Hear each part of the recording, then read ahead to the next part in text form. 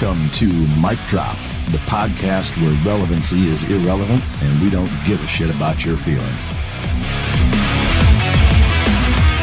Ladies and gentlemen, as always, it's both an honor and a pleasure to bring to you my next guests. That's right, plural guests to the podcast. I have a husband and wife couple that are incredibly interesting, whose background is as follows. He spent 30 years on active duty as a Navy SEAL, being stationed at SEAL Teams 3, 5, and 7. He's completed 9 deployments, the first of which was in the Gulf War. He was in Somalia, Iraq, and Afghanistan. He's been awarded a Silver Star, 2 Bronze Stars, a Purple Heart, and has 5 combat action ribbons. He was the Command Master Chief of SEAL Team 5 and is now currently employed and leading in the Echelon Front leadership courses. His lovely wife Iris spent her entire childhood off-grid, then 8 years as a horse wrangler, and then 10 years running an organic farm thereafter.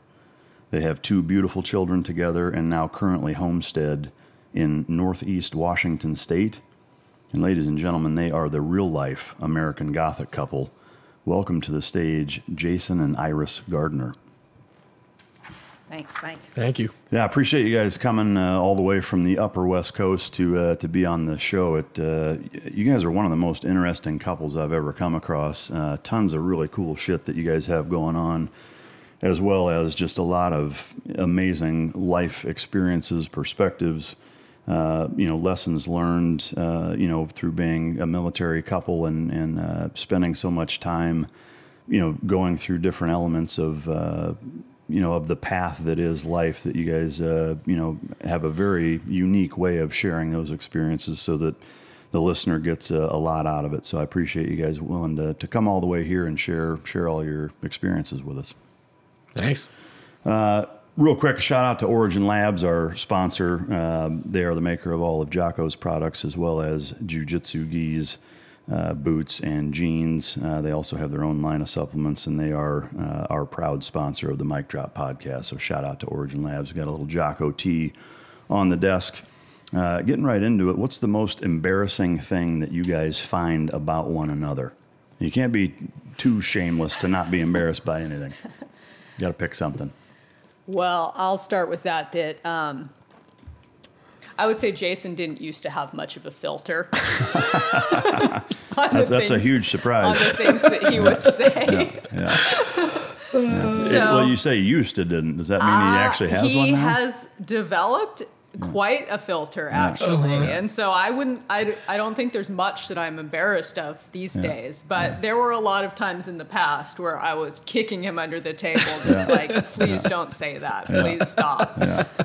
I can tell you, I know from experience, I've been that guy more than once. How about you? What does she embarrass you with? I don't think there's anything that she embarrasses me about. I'm usually worried about myself. It's my own behavior. Is there an annoying element? Anything that annoys you about her? Iris is what she calls prickly in the morning. Yeah. And I so don't want anyone to talk to me for a while. I wake up and I want to hey and talk and do all that, and she's just not having it. But that's fine. Yeah. No, and again, I'm right there with you. I am not a morning person at all. What's flipping it on a more positive note? What's the most inspiring thing that you guys find about one another? Oh my gosh, I think we challenge each other. We challenge each other so much. In a good way, I'm assuming. Well, ultimately in a good way, but it doesn't come without us locking horns a lot. Probably doesn't seem like a good way when it happens. No, it is. It's always a good way, but it's not always comfortable. Like we constantly there's ideas and things that we're just tossing around in our heads, like and we're both pretty strongly opinionated people. Yeah. And we don't always agree. We don't always agree politically. We don't always agree on a lot of things. Yeah. And so we butt heads a lot. And to me, that inspires me. It makes me have to challenge my beliefs all the time and go. And, we may, in the moment, I feel like we really can lock horns a lot, but we always come to good conclusions from that stuff. And so I think we're inspiring each other to be better all the time. Yeah. No, to me, that's a crucial element of a healthy, successful relationship. Yeah. What does she, how does she inspire? So I wouldn't be PTing every day if she wasn't driving me to do it. I would find any excuse to just push it to later in the day, and she'll just get up and I'll see like, oh, she's getting her PT gear on. Check. Yeah. All right, I'm not going to be one upped. I'm going to do it. And the same thing where when we have differences of opinion, that she can lay things out in a way where I've got to step back and reassess what I actually think and what my beliefs are, and let go of some of my preconceived notions, and then think about it and come back and whatever. So mentally, super inspiring, and then physically as well. Yeah. I mean, to me, what I gather out of both of those things is that, and again, it's a crucial element of a good relationship, is that you both, push each other, in a very healthy and positive way. And I think that's awesome to hear. What is the best vacation spot that you guys have been to together? What would you say? I mean, well, we go to Forks every summer. That's pretty great. Yeah. We got married in Guam. Really? That was fun. Were you stationed there at the time? Well, no, I was on deployment for a PACOM deployment, and honey, come out here and let's get married. Exactly. Yeah, that's what we're like. How can we keep our families and everyone else out of we this? were worried about that, so we just kind of eloped. Brilliant. It And was over so the great. 4th of July week, they're like, "Hey, everything's shutting down. There's nothing going on. If you want to have your spouses come out, We just come got out." married on the beach with a couple tiki torches and a cooler of beer with the guys So from the great. platoon. That's Yeah. awesome. Man, what a cool story. So, I mean, getting married in Guam, probably. Yep, That that was was pretty great. great. We just went up to Banff in Canada, and that's a place we're definitely going to go back to. We always go to places that are like out Yeah. in the middle of nowhere. We're not like city people, so our vacation spots are always like beautiful rivers and mountains and things like that. You mentioned Forks. What and where is that? Oh, that's actually, I spent some time in my childhood there, and my sister lives there now. It's a river in the very northern part of California, way out in the middle of nowhere. Yeah. And we go there every summer for a week or so, and it's so remote. We're just off grid, and gorgeous river. It's an Great hour place and a for half the from the kids. nearest little town, and Little town, like 3 hours from the nearest. So I'm assuming there's not like motorcraft and shit like that. No, all over the river. no. Like, you can just hang out and It's raft wild around and or whatever. scenic, yeah. That's cool. I love places like that. bears and mountain lions and all the stuff that make those Marauders. wild places great. Yeah. No, it's awesome. What is the hardest thing for you guys in terms of staying married over a decade that you have been? What's been the hardest part about staying together? The hardest part is probably the amount of time that I've been gone, and then sometimes the state that I'm in when I come back from deployments. Yeah.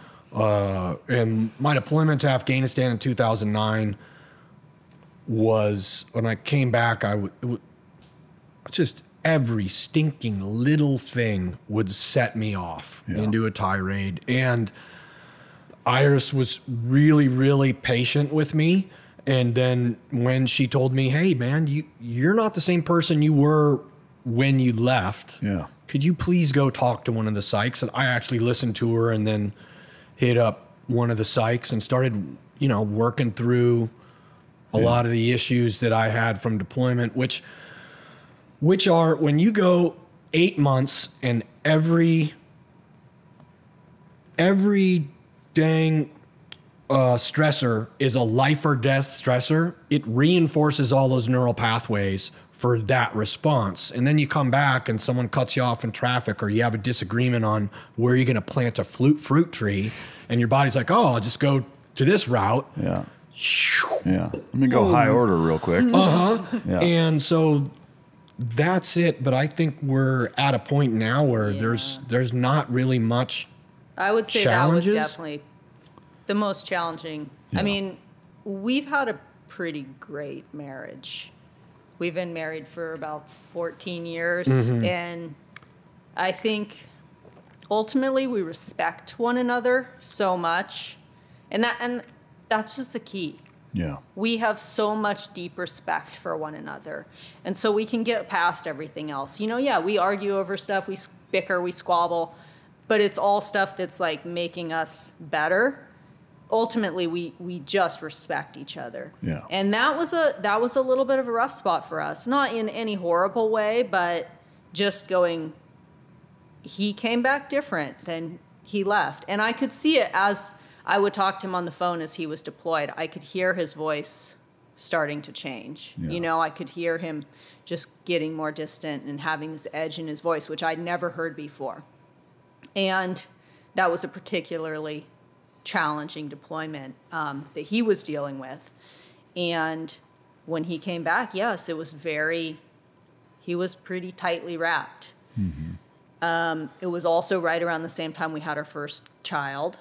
So, already it's kind of a struggle, just learning how to survive in that different state. Yeah.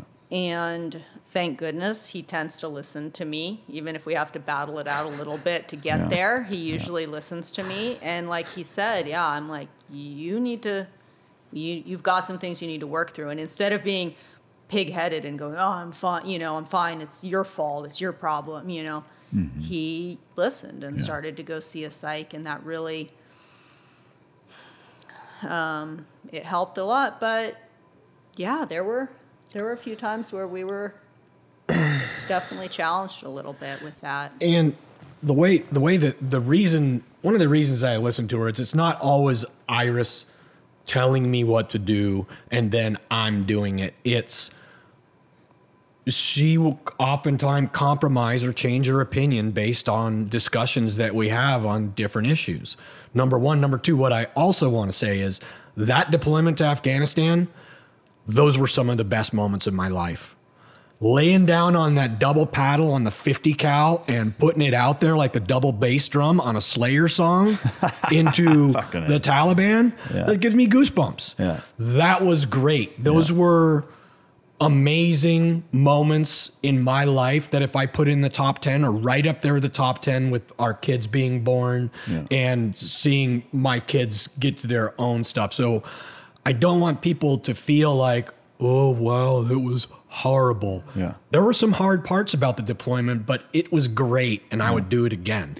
I think it's like with most things in life, those are consummate examples of double-edged sword moments. Mm-hmm. And like with most things, things that are worth it are hard and painful and what have you. And similarly, experiences like that exhibit that same thing. Well, I'll tell you something about that as well, being the wife of someone who's deployed for long periods of time and going through things that are challenging like that. I also knew that those were some of the best times of his life. That's what he'd spent his whole life trying to get to, right? Like, I understand that. And so I never was like, oh, you're leaving us again, on deployments and stuff. Oh, you need to get out of the SEAL teams and be with your family. Like, I understand that people need a purpose. They need a mission. He had this job that was so important to him and to our country and everything else. And I put in my time doing that, being home, doing stuff, knowing that if I go, this is what is important to me now it's my turn, this is what I want to do, he has my back 100%. Yeah. Mm-hmm. It's a give and take. Exactly. Yeah.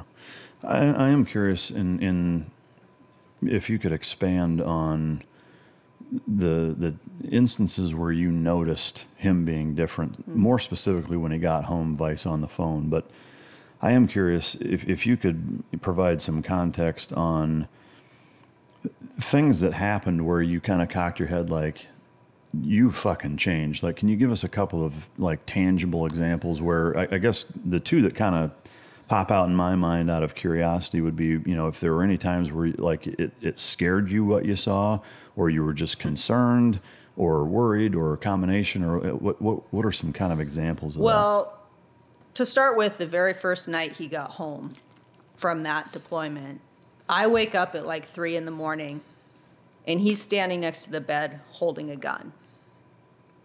And that was the first time I had to go, what am I dealing with here? Yeah. You know, that was a little out of character, and something startled him. I think the dogs barked at something, and he just instantly jumped out of bed and grabbed a gun. Mm-hmm. And, you know, in that moment, I don't know what's going through his head. Yeah. And that's when I was like, okay, I'm dealing with something different here. And I have to figure out what's going on and how this is going to go for us. Yeah. From there, mainly it was just anger over things that he shouldn't be getting angry about. You know, just little things setting him off. And it's like, you know, and then I say, hey, you're overreacting. Yeah, which is a good way to That further always goes the over overreaction. well. It's like telling a woman to calm down. You just calm down. Oh yeah, okay, I'll calm down since you asked. Yeah. So, you know, really that was it. Just, oh, we need to go to this store. There's not an easy parking space. You know, there's a car in front of me, and the parking spaces are too tight. And you know, now it's just like elevated to a point that it should not be. Yeah. And realizing that this isn't how we can continue our life. Yeah. Yeah. You know, you can't operate, especially then when you throw a baby into the equation. Sure. And you're trying to figure out how to manage with that. And you know, as a new mother, my complete instinct is to shelter and protect that child in every possible way. And when I've got somebody here who is dealing with their own stuff and just, I mean, never towards the kids, nothing, but just too tightly wrapped. Yeah. That really was. Yeah, washing Ambien down with 2 beers every night. Yeah, well, that was another big telling thing for me. Is he's always drank a little, but he doesn't anymore, but not excessively at all. Yeah. And you know, I start noting, and I don't drink at all. And so for me, I notice it really, and it's like, gosh, he's having another beer and now he's taking some sleeping medication with it. Yeah. And this is every single night. So with that, you know, I'm curious, with the amount of time that you've spent in the military, and you've been in some pretty significant leadership roles, most notably the Command Master Chief of SEAL Team 5. The United States military, we'll just say Department of Defense, you know, generally speaking, does a really good job at preparing guys like us to go to war. You know, it arguably as good as any country's ever done in the history of the planet that we've kept track of. But on the transverse, I'd say we do an equally spectacular job of not preparing people to come back from it. And one of the things that obviously none of us were around during the Spartan era of combat, but there's a number of historical references that kind of speak to a decompression time that they sent all of their guys to. And I think it was like, you know, several weeks of basically a spa resort kind of place where, you know, as soon as you get back, you go do this first, you unwind and fucking clear your head and whatever before, because I know for you, for me, I remember, you know, when I came back from an Iraq deployment and it was the real early on, you know, I got pulled over by a cop, and I was thinking to myself, 72 hours ago, I was getting shot at in fucking Baghdad, and now I'm getting pulled over by this motherfucker for crossing a double, you know, I'm like, and my parents were in the car, like, you know, it was, and I was, same thing, like, I was ready to, like, fucking shoot this guy almost. I was so angry. But, you know, to me, like, that's a huge problem, I think, that our military has of doing a really inadequate job of preparing people to actually come home. What are there any discussions at that level of command leadership that addresses or even talks about that kind of stuff? Yeah, I mean, they kicked in the third location decompression now. So when guys are coming back from a combat zone, they stop in another country And then they're there for 2 days. Everyone sits down with the psych, and that is a good thing. And the first time I did it, I was like, wow, I just want to get home. This is dumb. And then after it was over, I was like, oh, thank goodness we did this. Yeah. And it's a, like everything else, there's a funding component to it. Yeah. And I'm pretty sure that it's something that they're still funding. I hope it is, because it's super important. On my last deployment to Iraq, when I was a Command Master Chief of SEAL Team 5, and we were involved with the clearance of Mosul, and EOD Chief J.J. Finan was killed. And I was thinking, man, I don't want to wait until the guys get back to the third location decompression for them to start to unpack what they went through and what they saw when, like, one of their best friends is dying in their arms, and they know his wife and his kid and went to barbecues there and stuff. So we had the site come out mid-deployment. We didn't stop the guys from operating, because in the moment, the best thing for them to do is keep working. Mm-hmm. But this platoon was partnered with the Kurds, and there was a limit to how far anyone was going to let the Kurds advance into Mosul, because the Iraqis were afraid that they were just going to hold on to it forever. So about 3 weeks after the incident, the Kurds had gotten as far as they were getting. That was their partner force. These guys were done. Okay, now we brought out the psych. And the very, very good captain that was at Group 1. He was actually the psych that was attached to, I think, Gold Squadron for extortion. Okay, so he knows his shit, and he's the psych that I'd seen for years when I was having problems or working through issues. So, we had him come out, and he gets up there, puts a list on a door. Hey, who wants to have an appointment with me? No one signs it. But then as he's eating lunch, people are like, hey, Doc, you got a second? And then in the gym, hey, Doc, you got a second? And then he's completely booked out. Yeah. Well, when we had him, we moved him all around. He was booked up everywhere he went. Yeah. And there was a lot of stuff. Like, it was obvious that those guys needed to take to him. It wasn't so obvious to me that some of the people in the jock that were watching this play out on the big screen who knew JJ, or guys that were up on other hills 4 kilometers away, were also dealing with some heavy stuff. And that was helpful. At the end of the day, it's up for those of us in combat arms. We need to look out for each other. Yeah.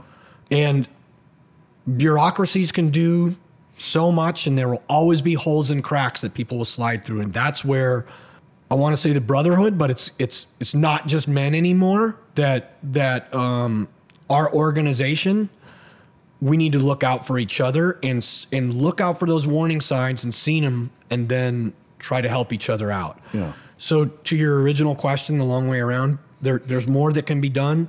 Reintegrating people, it's something they're looking at, and the third location decompression is a good start. Yeah, I agree. I'm really glad to hear that they're doing that. To me, I think, as you mentioned, I think it makes sense to have, a follow-on to that, some sort of, even if it's taking everybody and spending, a few days back at home also, like, okay, now you're back, here's some fucking things to think about. I mean, something, but, hey, step one is that they're at least doing something. Yeah, which is good. One thing that made me think about that, I don't know that I've ever heard anybody else talk about it. I don't think most people probably give a shit, frankly. But in working with host nation troops, and at this point, like Iraq, both Iraq and Afghanistan for that matter, as long as we've been there, the sustained operations, is that you think about kids that were 5, 6, 7 years old when we first got there are fighting age fucking males now. Yeah. Who have grown up, their entire childhood has been inundated with combat, basically. And one thing that you never, again, it's hard enough for us to focus on our own, but you have to wonder the mental impacts that it has on the societies with which we are operating in. When you think about, they don't have any resources, to any of this stuff. But if you're having to train and equip and liaison with troops and kids that are growing up and whatever, from your experience in dealing with any of them, did you see any negative impacts on their end in terms of trying to deal with them, guys that were, had a lot of fucking problems going on, or was that not something that you saw much of? Man, I don't feel like you see much of it. And it could be because they are under so much pressure all the time that it's just not a factor. And, Jocko said something that I really liked, and he said, "What's the problem with America?" And he said, "The problem with America is we don't have any problems." Yeah. And so we're just, people are hardwired to whine about something maybe. Yeah. I don't know. And as you spoke about that, I was thinking about like the guys in Vietnam. They were the partner forces that they were working with, some of those guys were 16-year-old kids, and they're like, those guys were legit. Yeah. 16-year-old Vietnamese kids that were out there in these horrendous firefights with them and just carrying it. So it's an interesting perspective, I think, and I know we all are more accustomed to understanding and appreciating the perspective of how good it is in this country to have the problems that we whine about collectively. But to me, it's an interesting thing. There's so many problems that plague this country that don't plague other countries that have it far, far worse than we do, in terms of things that are really legitimately worth worrying about. But we'll come back to some of that stuff as we talk about some of the overseas stuff. But back to you guys in particular, is there a trait that each of you see in any of your kids that you're like, yep, that's her, or you think, yeah, there's their fucking dad right there, and what is that? So my daughter she is pretty much hell on wheels, and she can be pretty mean, and a lot of that I think she gets from me. Well, I think our kids are a pretty great combination of the two of us. Yeah. They really are. But yeah, our daughter, I think our son's a lot nicer. Yeah. He's a lot just naturally kinder. I feel like our daughter is a go-getter, but she's always going to have to work hard to be nice. But I mean, I appreciate that about her. Sure. Like, she's not the kind of person who's going to let herself get kicked around. Yeah. I'm not going to sugarcoat shit either, huh? No. Yeah. Yeah, brutally honest. What, on a normal day when you guys are in town, you're not traveling, busy with something out of the ordinary, what is a normal morning routine for you guys? What does that look like? We normally go for a run, go out for a few miles, go for a run, take the dogs with us. The dogs get really sad if we don't go for a run. Yeah. They keep us honest. They're like, "Are you going for a run today?" Yeah. And what time are you guys normally getting? Are you in the Jocko crowd, or no? We get up about 6, 5:30, 6. Yeah. Yeah. I mean, I like to get up with the light and the birds, and we live up north, so in the summer, that's like the birds are singing at 3:45, 4 o'clock in the morning, which is ridiculous. Yeah. I don't know what's wrong with them. Yeah. And then in the winter, it's not light till like 7. Yeah. And I think there's something to that. For sure. Rising and going to sleep with the daylight hours. So we kind of are flexible to some. We're not really rigid. We're not like 4:30 a.m. We have to be up every morning. We're kind of flexible with it. But, we don't ever lay in bed till 10, and we're always up at a pretty reasonable hour in the morning. And you usually go running first? Get up, go for a run. That's a great way to start the day. Get out, get a little nature, take the dogs for a run. Try not to get eaten by a cougar. Yeah. And then usually come back. I'll go down. We have a really cool old one-room schoolhouse on our property that I go down and do some weights and stuff in that. And then we kind of start our day, whatever's going on. I try to do some riding. And feed the horses, take care of the animals. They always keep us. Do you guys eat first thing in the morning? Or? So I make my coffee, which has become super complicated, and I'll grind up and brew like 20 ounces of coffee, and then I'll throw half a tablespoon of electrolytes in there, 1/8 of a teaspoon of cinnamon, 1/8 of a teaspoon of turmeric, tablespoon of MCT oil, tablespoon of blackstrap molasses. I'm almost done. Yeah. 2 Halfway, tablespoons of coconut oil and a tablespoon of grass-fed butter. Yeah. And then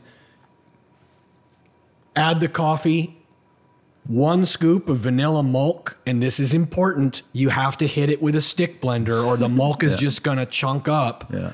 And He basically bakes a cake every morning. Yeah. If I can coffee smoothie. yeah, it's awesome. And then I really don't eat till lunchtime after that. I don't eat anything. How thrown off are you, or are you, when you travel, are you taking that fucking kitchen with you, or does it fuck you up by not having that if you go not have it for a few days? It doesn't mess me up by not having. I mean, I have coffee pretty much every morning, and that's easy to access wherever you're at. So, just all the other accoutrements, all the other fat that I'm trying to get all that fat in. Yeah. And I don't drink coffee at all, so sometimes I'll have a little bit of tea, but normally I just drink water. And I don't know. I don't eat right away, but I like to have a smoothie or something kind of light in the morning, and then have a for lunch a lot of the time we eat like sardines and sauerkraut and stuff, something kimchi. really healthy, kimchi, something really healthy. And then do you guys subscribe to a particular type of diet?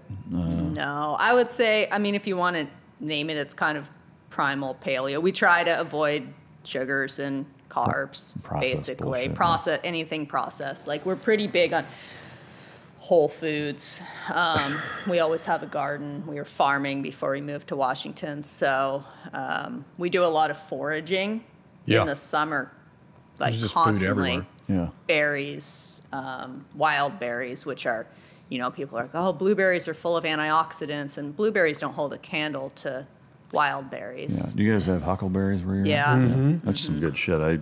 It's funny, you always hear that I'm your huckleberry, and then you see another, and you're like, fuck, that thing exists, and they're actually pretty good. Yeah. They're really good. We were just picking them. Yeah. Yeah. We were. Yeah, I first had huckleberry jams and syrups, and almost kind of like there's another fucking berry blend that's super antioxidant that's become more popular. I can't think of the name of it. The acai or something. That was one of them, but this other one is I'll think of it. But I mean, that's to me that's a neat way to live and grow up, and certainly for your kids' positive experience sounds like it was kind of similar to you, which we'll get into here next. But to me, like, that's how it should be. Getting up with the sun, going to bed with it.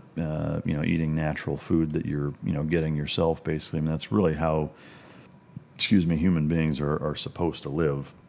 And if you think about from the historical perspective, I mean, God, most people live, frankly, an abomination of how they're supposed to. We've gotten so far removed from that. And then we wonder why, like, there's so many problems. Every kid is on medication by 2nd grade, and every person is depressed and taking anxiety medicine and stuff. Mm-hmm. It's like, fundamentally, there's something wrong here, right? Yep. And to me, the answer is pretty easy. There's a reason that we live where we live, out in the middle of nowhere. It's important to us. Yeah. We worked hard to get to be able to be there. And people so often are like, you're so lucky. You're you're living. It's like, it's not just luck. We made a very conscious decision to live that lifestyle. Yeah. And there's compromises. And there's definitely compromises. It's a long ways to town. There's, when Jason has to go to work, he has a 2-hour drive to the airport. Yeah. Our kids go to a very small school. It's limited. It has benefits. They have like 10 kids in their class. There's benefits, but you don't have every sports activity that you may want to put your kids in. You don't have access to gymnastics classes and dance classes and the things that, but ultimately, what is more important to you? To me, if my kid doesn't get to go to gymnastics classes, you know what?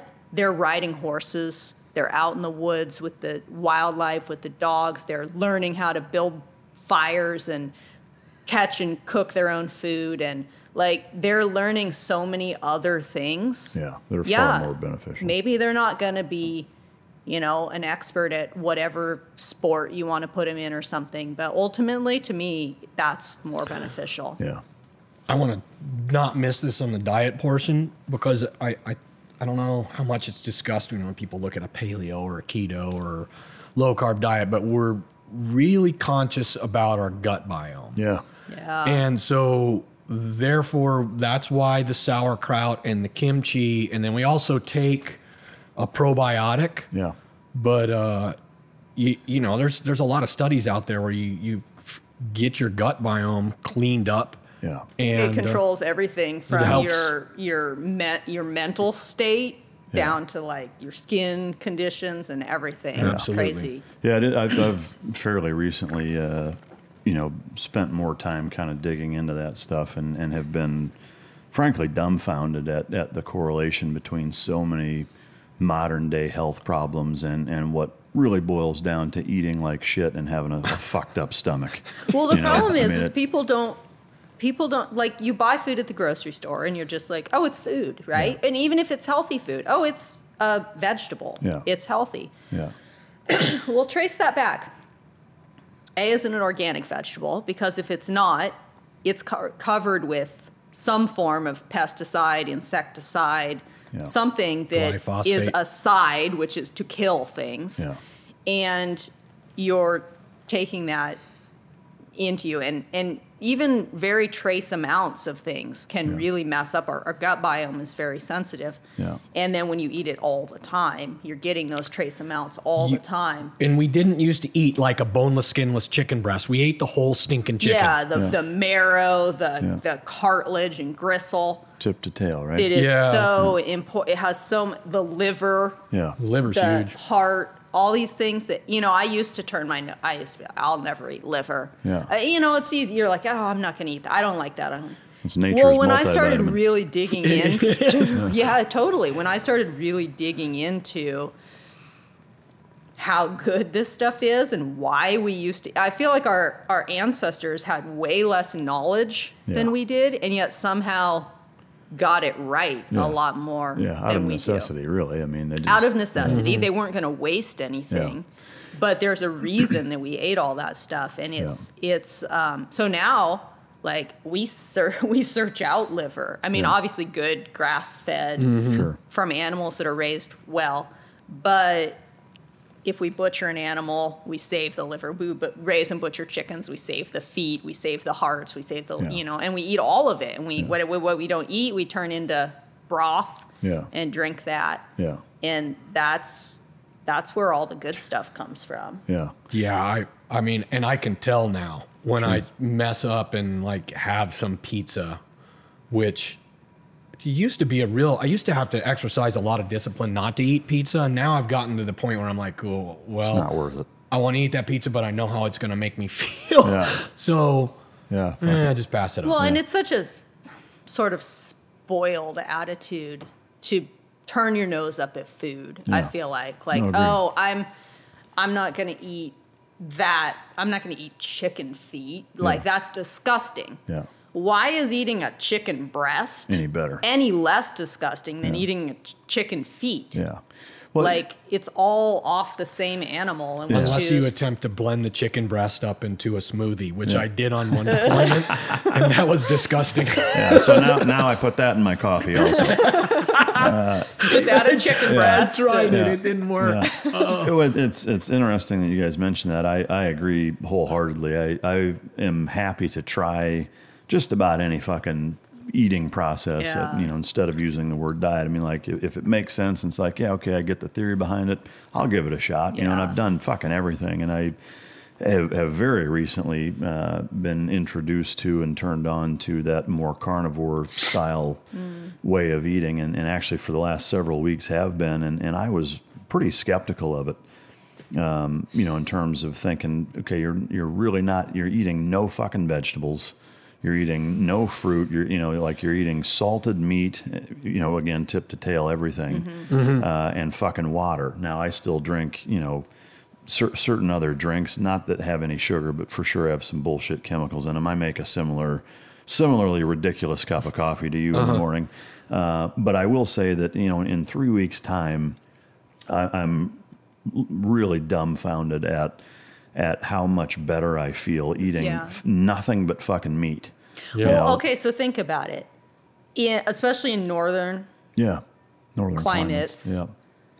people would have eaten a lot of fruits and vegetables in the summer, right? Like, but come winter, you're not gonna be eating fruits and vegetables. That's not how. So I would think that we would have gone through long periods of time where meat would have primarily been what we ate. Of course, I'm sure they dried some fruits and vegetables, but you're talking about small quantities compared to what we eat now. Well, I mean, really, if you're eating liver, you're getting everything that the vegetables would have provided for you. You actually organ meats is one of the only, as far as I know, the only thing you can eat that will actually basically replace what you would get from vegetables. Yeah, no, agreed. And the thing that I think, again, most people don't think of or about, and I think I'm sure largely because of good marketing and just the way the FDA is set up and et cetera. But, just like with animals, plants have one primary purpose.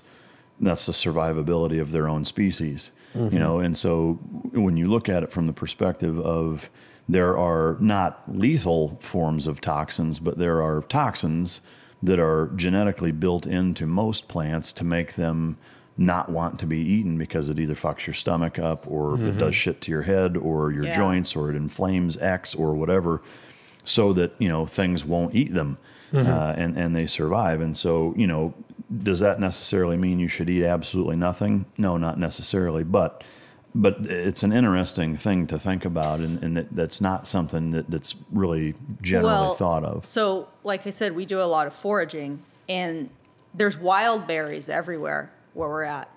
But you eat like a handful of these wild berries, and that's all you're going to eat. Yeah. They tend to be sour, even huckleberries, which are really good, but without adding sugar and sweeteners to make like a pie or something, you're not going to eat very many of them. Yeah. And it's not like taking a pineapple or, the huge sugary apples that we have in the store now. Even there's old varieties of apples all over the mountains where we live from old homesteads, and they're really small. Like crab apple size. They're bigger than that, but they're not. I mean, you go buy a Fuji apple in the grocery store now. The thing's like a soccer ball. Yeah. And just eating fruits and vegetables isn't what it's all about. Yeah.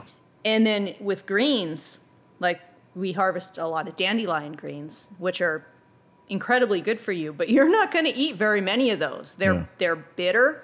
Like just a small portion of dandelion greens has more nutritional value than an entire huge bag of spinach. Yeah.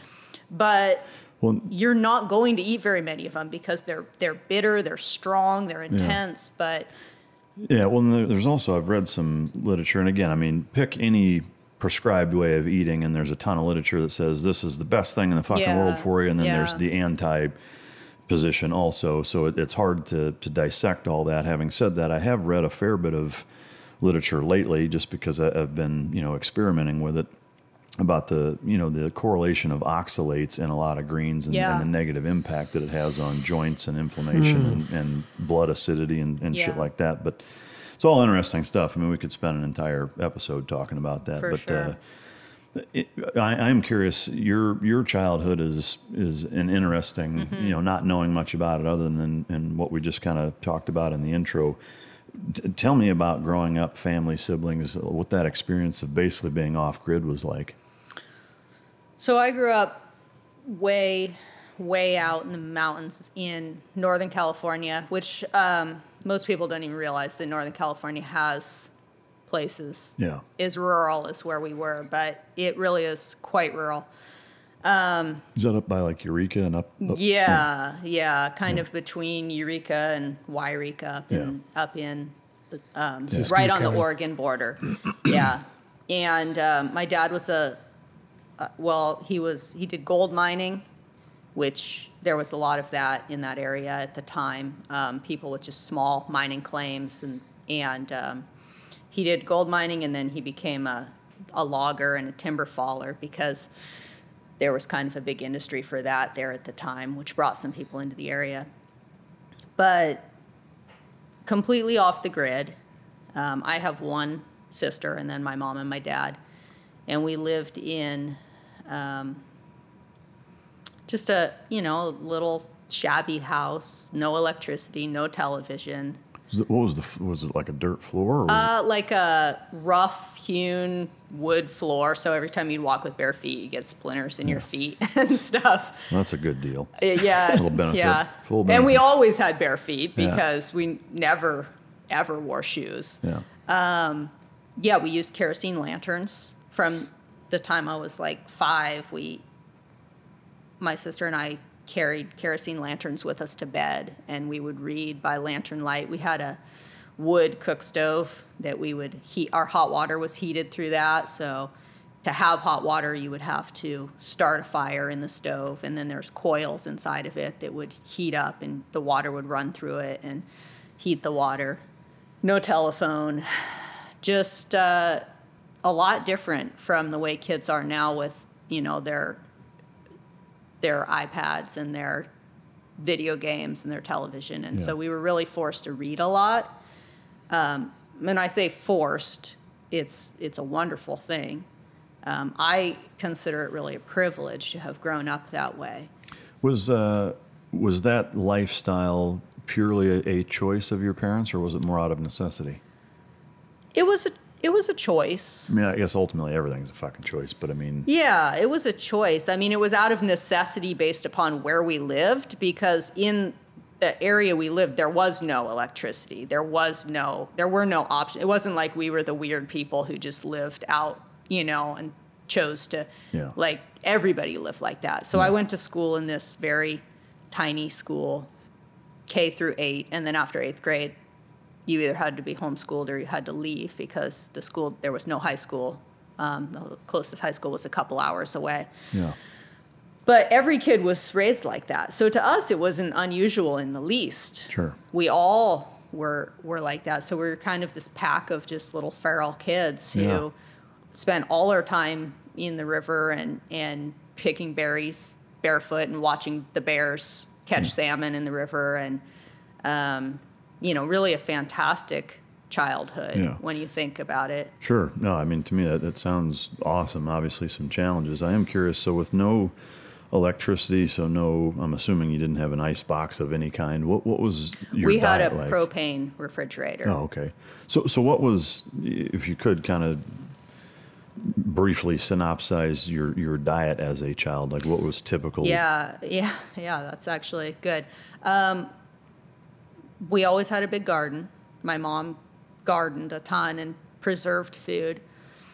We ate a ton of soups and stews. Like, there was always something simmering on the stove that had like some kind of bones in it and some greens and some beans or something. And, I hated it as a kid. I'm like, stew again, and it would sit for like days and days, and some more stuff would get added to it. And but thinking now, like, everybody's into their bone broth, and I'm like, that's what I grew up on. You were down in bone broth before and it was cool. like baked bear stew. Somebody shot a bear, and you're eating stuff that.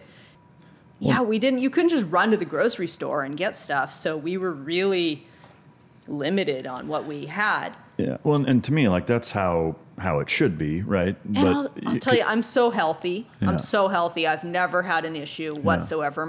And we grew up drinking water just out of this ditch that came out of a creek. Yeah. No water filters, no purification. We probably all should have gotten Giardia or something, but we didn't. And I really think that did a lot, like, eating that way and drinking water like that from the time I was a kid, like, really gave me a super strong immunity gut. Yeah.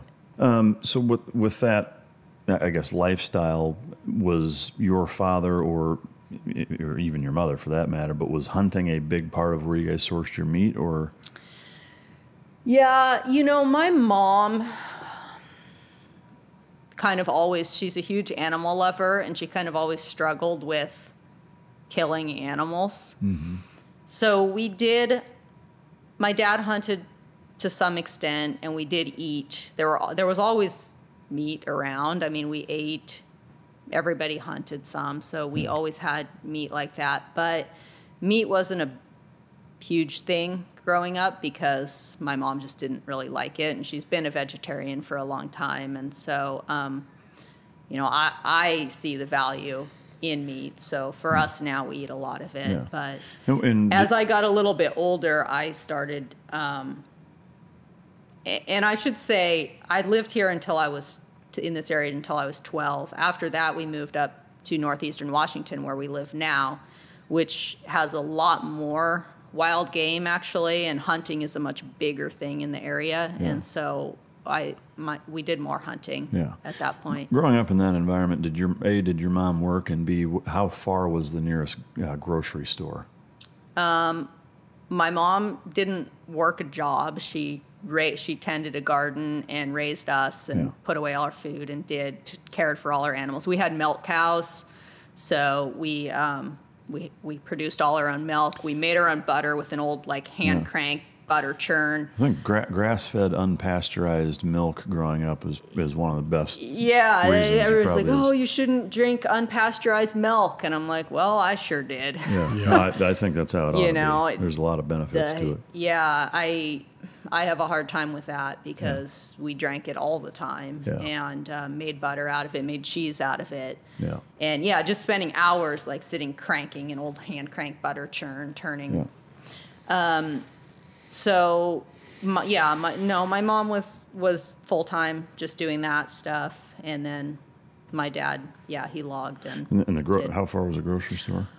Really, to one that you would consider a real grocery store, 3 hours. Wow. All right. Yeah. So it was like a once a month trip. It's like going to Costco now, right? Yeah. Oh Christ! That's a really neat childhood, and there's so many benefits to growing up that way. That's really neat, and we'll circle back on that here in a second. Looping you in, Jason. Where did you grow up? I grew up in San Clemente. Really? So just north of Camp Pendleton. My dad was in the Marine Corps, and so I was born in Camp Lejeune, but then we went overseas to Spain for 3 years, and then came back to California in the 70s, and he managed he managed his career so well. So he bounced between Camp Pendleton and the air station at El Toro for, I think, the last 16 years of his career. And every time they would go "Hey, Gardner, you're going to get orders to Quantico, Virginia, or the East Coast," he would volunteer for unaccompanied over in Okinawa for a year. And he would get those orders. Then, because he did that, have the choice of his next set of orders, and managed to stay there till finally he got orders he couldn't wiggle out of. And he's like, "You know what? I'm retiring." Yeah. So I grew up there, but my heart has always been in the mountains. I always want, the best moments of my childhood is when we went camping, and I'm like, this is where I belong. Yeah.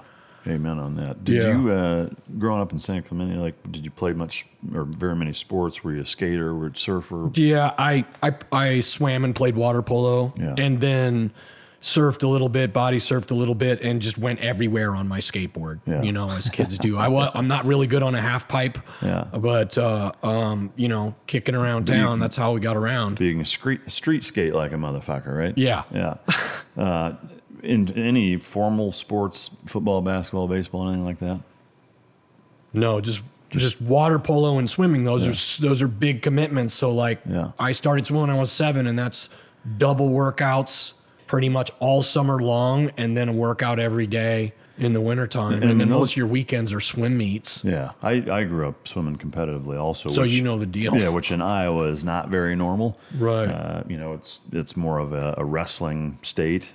Football maybe a close second. But so, but it's interesting, the prominence of water polo and swimming in places like California. I mean, a lot of kids played that. But I can only ascertain that had a prominent impact on your time in the Navy. I am curious, did anything big ticket wise happen growing up that gave you a motivation to serve outside of your father's footsteps? Or I've always been hardwired to want to be in the military. Yeah. And so I can remember the moment when the other thing is like I talked about loving the outdoors, and I've always loved animals and nature. So I was always kind of torn. I wanted to be a scientist or work in a zoo.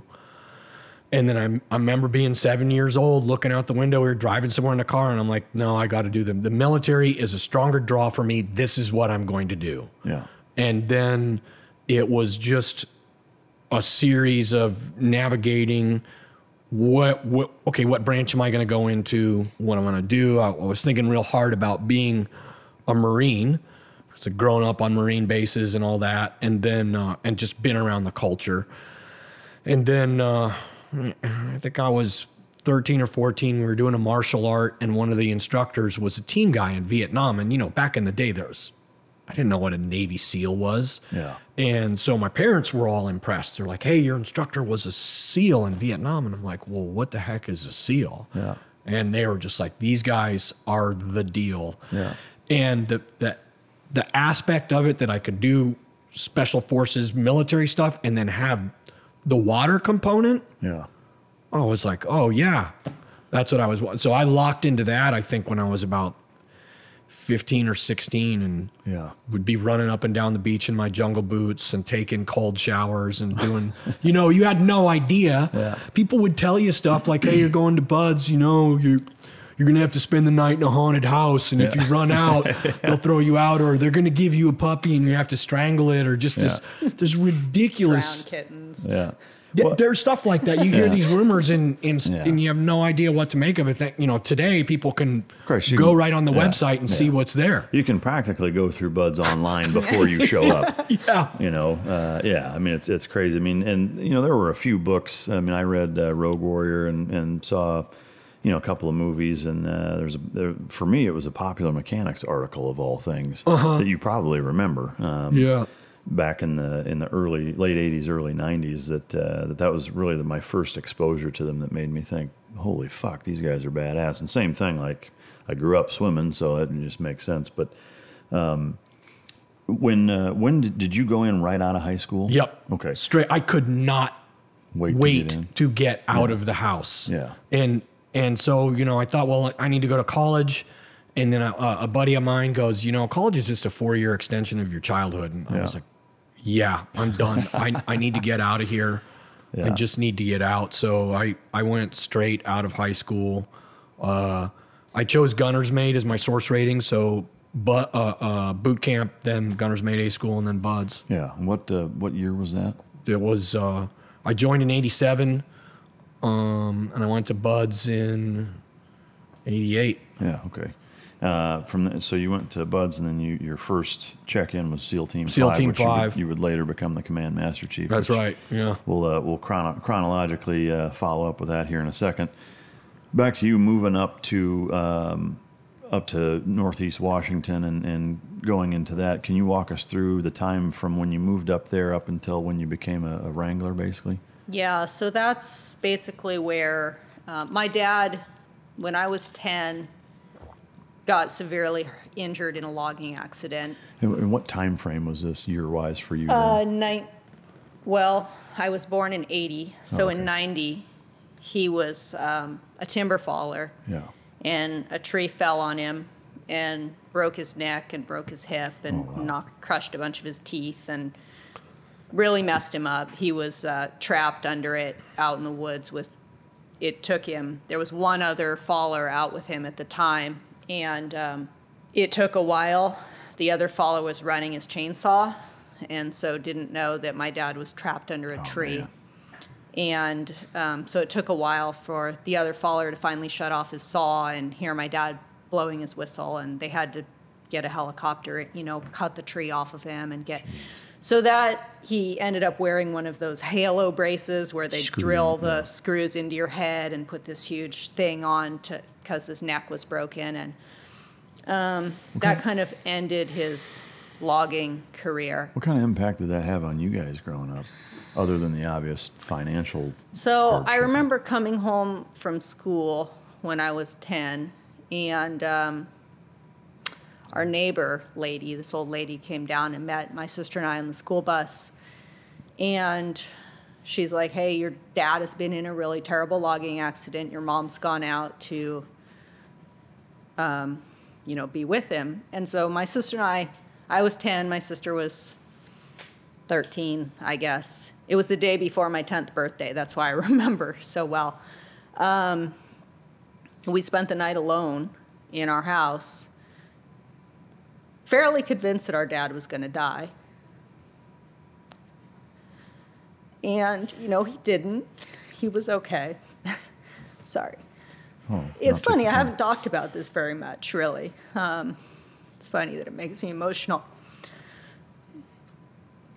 But it changed our lives. We never had very much money. And all of a sudden, his income was gone, and my mom didn't work. So we had to make the decision to move from a place where there was no other options for work. Where we lived in Northern California, the only work that there was logging or mining. That was it. And he couldn't do that. So we moved up to northeastern Washington, where fortunately we actually had a house that we'd been renting out. And my dad took a job at a lumber mill once he was recovered enough to work again. And, it was really tight for us. I grew up with very poor family. My parents my dad worked really hard. My mom tried to produce everything she could, but we never had any extra money. And so it put a lot of strain on my parents. And they eventually separated when I was 15. And I think that accident, played into that to some extent, because financially things got so tight. That puts a lot of strain on a marriage. There were other issues that they had to work through. But my poor dad, still his hip was messed up so badly, it eventually ended up wrecking his knees from him limping forever. But he went to work at a lumber mill and, managed to support us through high school. We did, gardening, hunting, fishing, doing all of that stuff. I, like Jason, couldn't wait to, I was not inclined to go to college. I knew that. I hated school, hated it. All I wanted to do was ride horses. I had a horse, and that was my passion.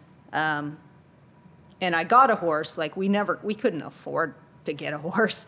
A neighbor lady, I wanted one since the time I was 5. I grew up reading Louis L'Amour novels, and that was all I cared about. And a neighbor lady let me borrow her horse, basically. She didn't have time for it. She let me take it and start riding it. And when I was ready to graduate high school, I'm like, I have to do something with horses. This is all I care about. This is all I want to do. So I left home and went and got a job on working as a horse wrangler actually in Glacier National Park. Oh, wow. Which was a fantastic experience in itself. And I'm 18 years old, move away from home, and get to Glacier, and I'm living in this tiny little cabin on Lake McDonald, which is one of the most beautiful places that there is. Yeah. This old log cabin with 13 cowboys, men. I was the only woman working at this ranch, and it was what I was meant to do. I felt like at the time, spending all day long every day riding a horse, just immersed in this sort of cowboy culture, and I did that for a number of years, actually, until I met Jason and moved to Southern California. Yeah. I did horse ranch, and I moved to other ranches. I worked on a ranch in Colorado, and then back to Washington State. And Yeah. until this knuckle dragging team guy come and swept you off your feet. Huh? I know. Yeah, I mean, it's saying something, pulling you out of there and bringing you to Southern California. Yeah, it definitely took some convincing on his part. Yeah.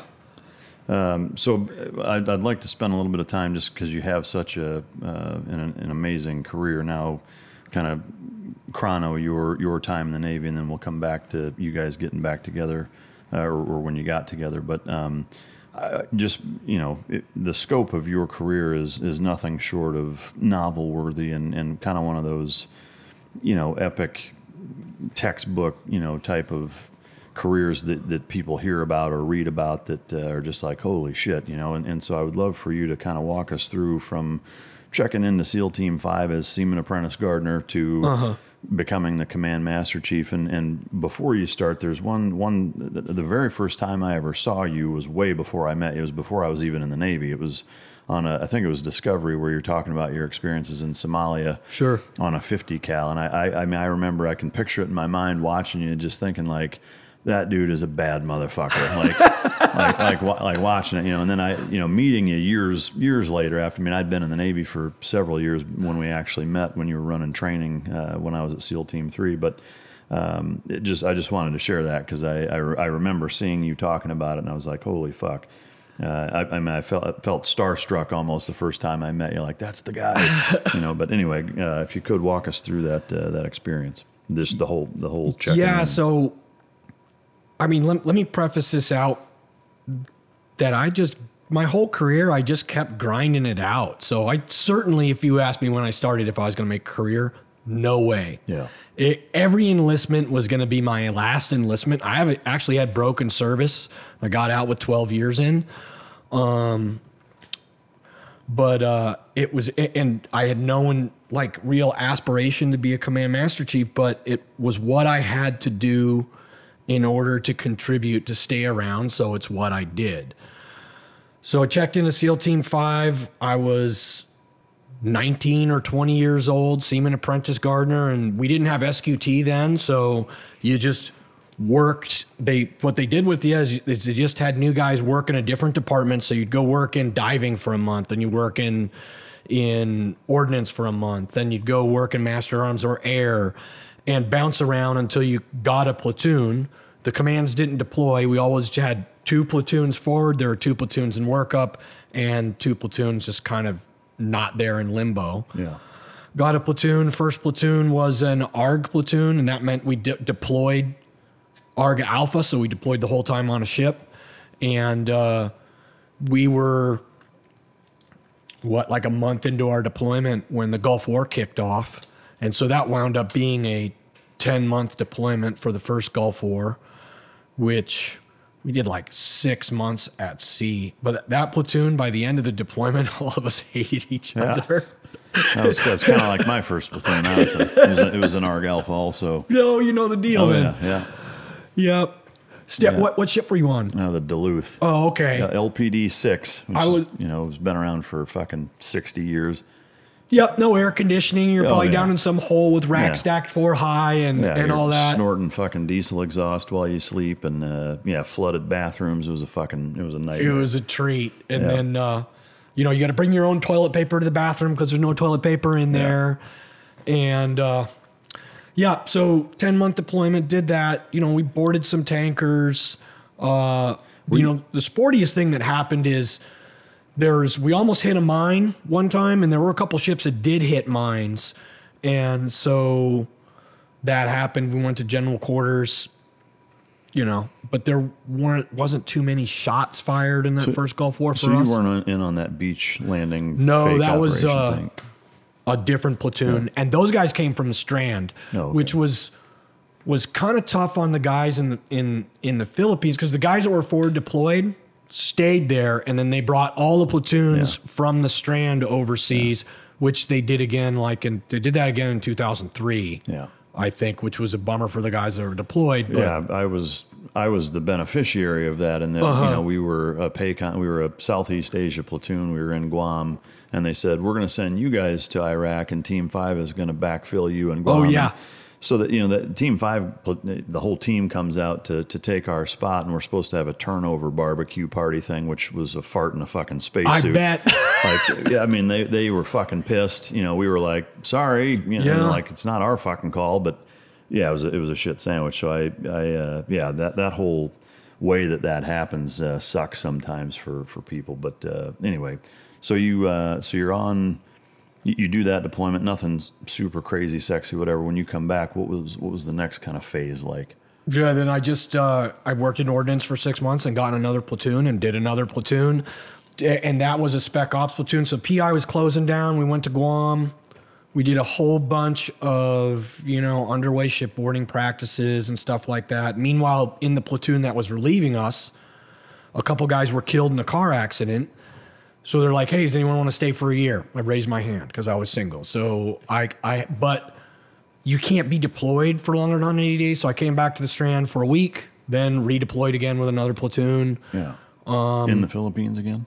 We were in Guam at that point. So the platoon before that, they just shut the Philippines down. We went there for a couple weeks and then stayed in Guam the rest of the deployment. And then I went back to Guam again.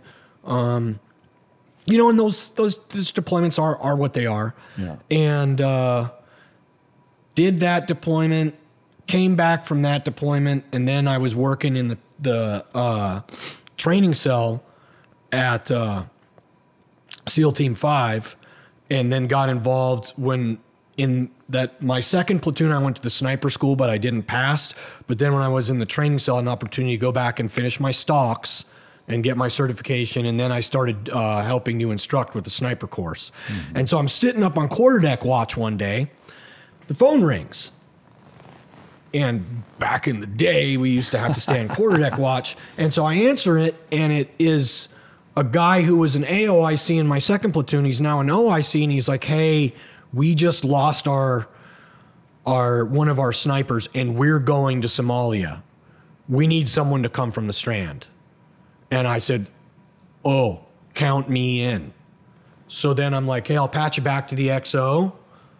Call back to the XO. I knew that was happening. I immediately got my name on the list. So real quick, they weren't calling you specifically. They were just calling the quarterdeck like, hey, we need somebody. They were calling the quarterdeck. And you're like, I'll do it. Yeah.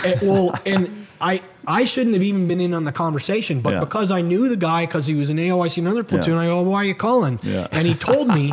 So, and people didn't have them that you call the quarterdeck, and he forwarded you, and I think he called on the 800 number to Group 1 and then was forwarded over to the quarterdeck because he was wherever.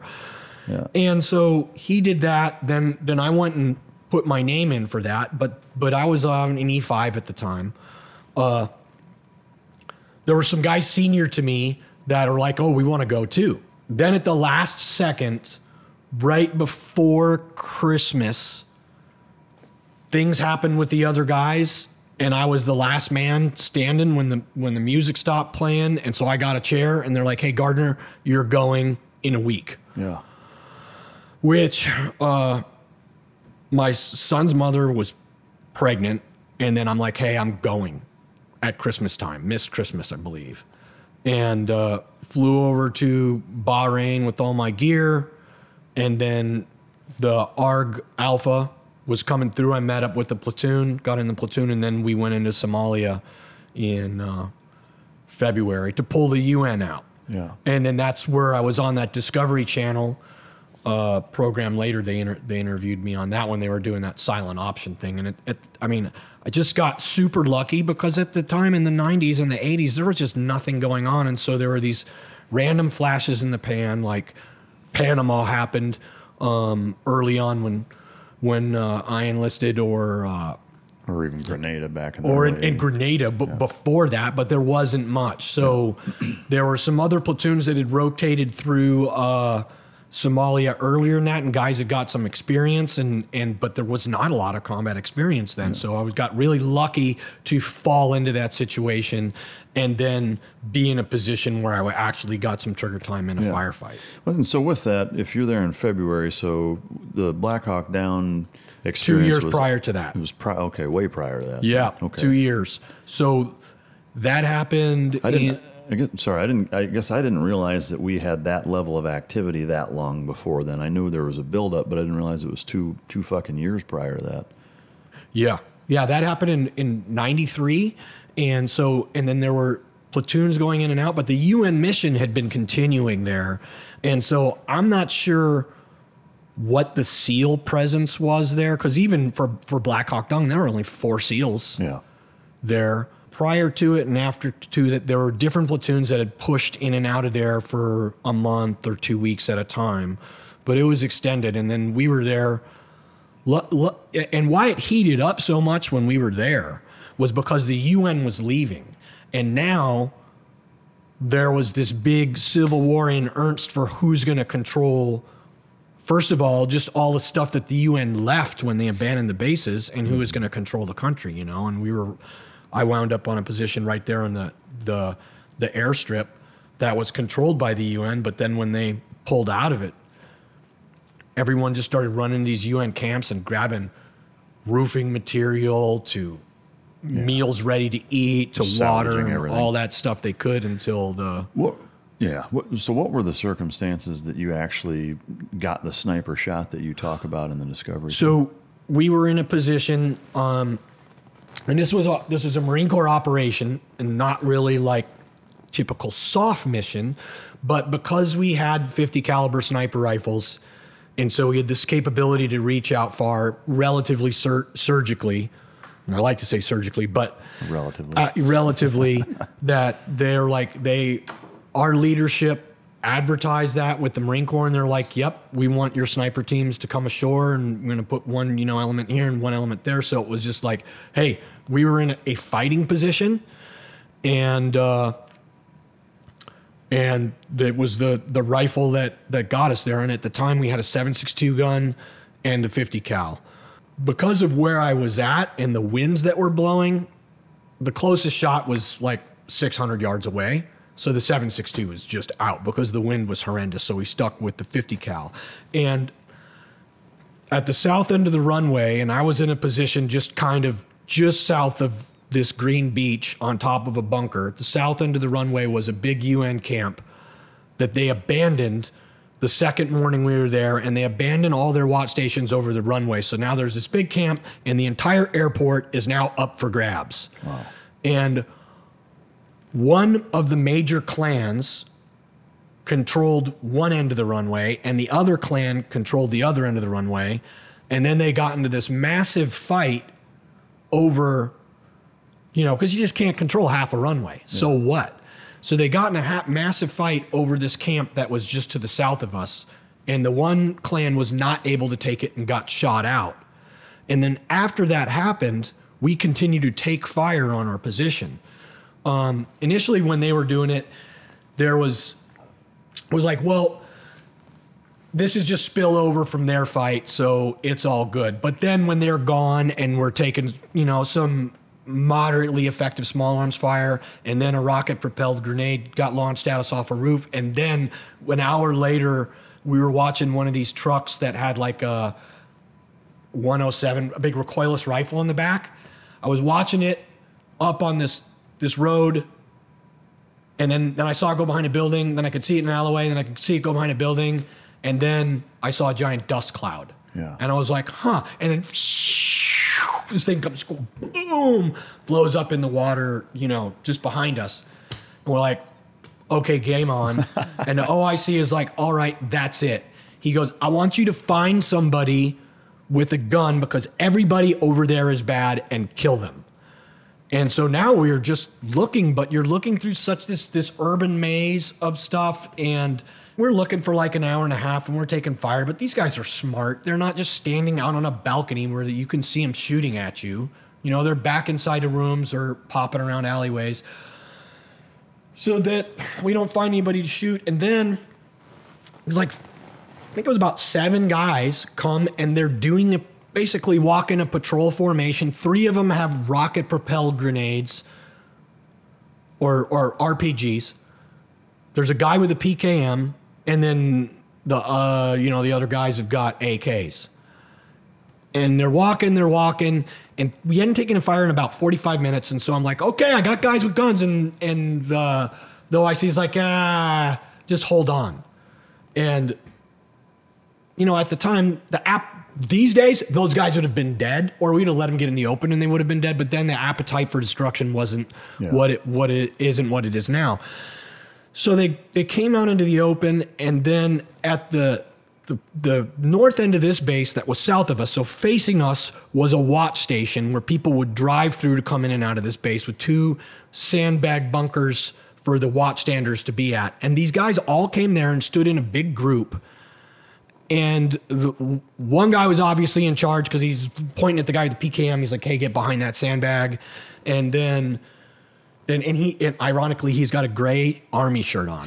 And so he starts pointing towards our position. And then he shoulders his RPG and he's looking at us through the sight. And so we're like, oh, okay, he's going to shoot at us. And the OIC is like, hold on, I want to call back and let him know that we're going to shoot to get permission because, you know, it was a different time then. Yeah. And then my LPO, who's Monty Treesize, he's a great dude. I think you probably were at SEAL Team 3 with him. He's like, hey, boss, they're demonstrating. He was saying all the correct things calmly and clearly. He's like, hey, they're demonstrating hostile intent. He's looking at us through the sight. He's preparing to shoot. And so the boss is like, or the OIC is like, okay, do it. Well, I've got this cobbled up, messed up, not solid position, and I'm wobbling out. My heart is going 140 beats a minute. And so I rush a shot, and it's one of these things where here comes the crosshairs. They're weaving around like this, and the crosshairs are starting to load it as they're coming by him. Jesus. Load the crosshairs, boom, take the shot, completely miss. The backblast from the 50 blows the spotting scope out of the guy who was spotting for me's hands, and I should have caught that because there's a big black bass. He's got sand in his eyes. Monty was over my shoulder, and so the old 50 had to take the whole bolt out, knock the brass out, load a new round in. It's like fucking artillery. Yeah. So I'm like, did I get a hit? No, you missed. Where'd it go? We don't have a correction for you. And I'm thinking, oh my gosh. Now I'm second guessing everything I've done. I think my dope is bad, and I missed by half a mile. Downrange, they're like, okay, where did that come from? Because it was close to the guy. So get the gun back in position, take a breath, get a much more stable shooting position, load the trigger for a surprise break, and I am right center mass on him. Our radio man had grabbed the binos and scooted down the sandbag, our bunker position, a little bit more to where he could see better. And boom, crank the shot off, pull the round out, or the deal out, knock the brass out, and right away I'm like, did I get a hit? And the radio man is looking and he's like, oh my God. And I'm like, did I get a hit? And he goes, son of a bitch. And I'm thinking he's going to say, you missed by a mile. I have no idea what correction to give you at all. And so I hit him. I'm like, hey, dude, did I get a hit? And he still isn't hearing me. He goes, he is down. Oh, that had to hurt.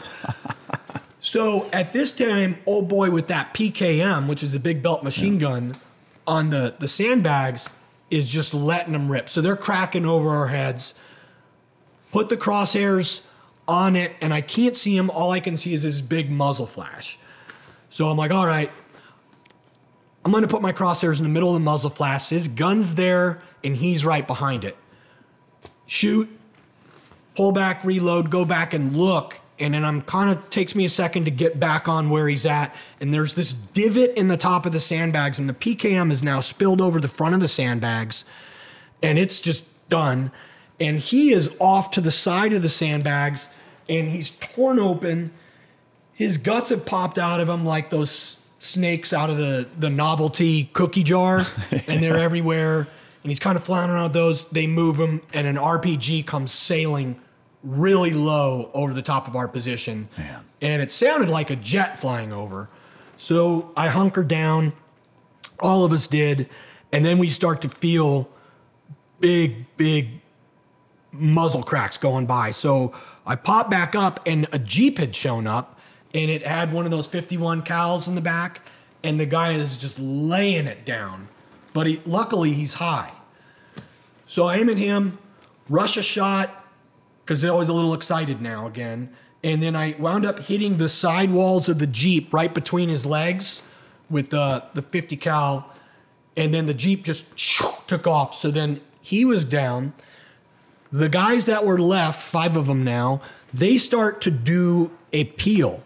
They're doing a squared away peel. They're laying down fire and peeling, and they were moving towards a building that wound up being 700 yards away. And before we went in, I made a big range card. So Monty's right behind me with the range card. He's like, okay, hey, they're moving. That building they just went behind is 700 yards. You got your dope dialed in? I'm like, yeah, I got my dope dialed in. So I see a guy running full value with an RPG behind the corner of this building. And so I led him by like 2 mil dots, which is nowhere near enough. Hits behind him. He's gone behind the building. Reload, and then I just post my crosshairs up on the corner of the building, and the guy steps out into my crosshairs with the RPG on his shoulder. So as I'm loading the trigger, the crosshairs are sitting on his pelvis, and then he takes a knee right when the shot bust out. So my spotter said that I hit him right in the sternum, and the Mark II 11 rounds from the 50 cal, they explode when you hit metal. He goes, I saw that thing spark when it hit his chest, and he was just freaking down. And down he went, and then there was like, there's blood in the water, and we kind of wanted to start shooting everything. You know, IC's like, okay, just calm down. They brought some guys came over with a loudspeaker and just broadcast in that direction. It's like, hey, we don't want to take sides in this mess that you guys have got going on. Don't shoot at us or we'll kill you. We just proved that. Don't shoot at us. It's all, basically all good is what they were saying in Somali. So rest of the day, it kind of calmed down. The next day, they were shooting at the LCACs that were coming in, moving in and out. And there was a guy, and there was some armor that was getting ready to get moved. And there was a Somali guy who had an AT-4, which is really bizarre. People think that he got it, who knows where they got an AT-4, but that's one of our weapons. It's more obvious for them to have an RPG. Yeah. So he had an AT-4, and he was at this bunker complex that was about 300 yards from where the Marines were getting ready to move some of their LAVs. And they shot at the guy with the big coax cannon on their LAV, and he ran away and then came back. He went in the bunker, and then he came back. There was like 5 of them. And they're like, oh, he's just waiting for us to have some armor exposed to shoot at us. So they came and picked me up in an LAV because I was the closest sniper and moved us over to this position where that was within range of where he was. So it put us up in a tower where some Bat Recon Marines were. And they're like, hey, he's over in this set of bunkers here. And I look at the map. I'm like, okay, he's 1,000 yards out. And they go, well, he comes up out of the bunker. They'll smoke cigarettes. They'll look around. And then they'll go back down. And he just went back down. So when he pops back up, we want you to take a shot at him. You'll either hit him or miss him. But then they were moving some other vehicles around, and we're just going to hammer that bunker on, and hopefully get them all. So we're waiting. Finally pops back up. There's a horrendous wind blowing. It's like 20 miles an hour. And so I don't have any data on the 50 cal. And so I came up with what I thought would be a good holdover for the wind. He pops up with his buddies on top of the thing, and I take this 1,000-yard shot at this guy in a 20-mile-an-hour full value wind.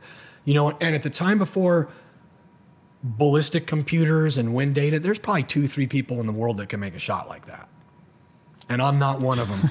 I missed and hit his buddy. I dialed in too much wind.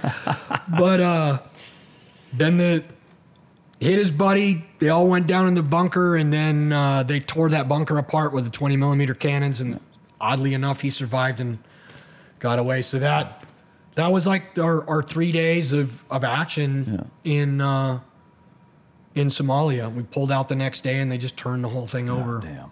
Well, and for people listening, a couple things I want to, throw in there is number one is that again, this is all well before 9/11, and during that time, like that was one of the most epic exchanges in SEAL history from Vietnam until fucking 9/11. Really, I mean, you know, one of the busiest, most combative periods. Of unless you go back to like what those guys went through in that were actually at Black Hawk Down. Yeah.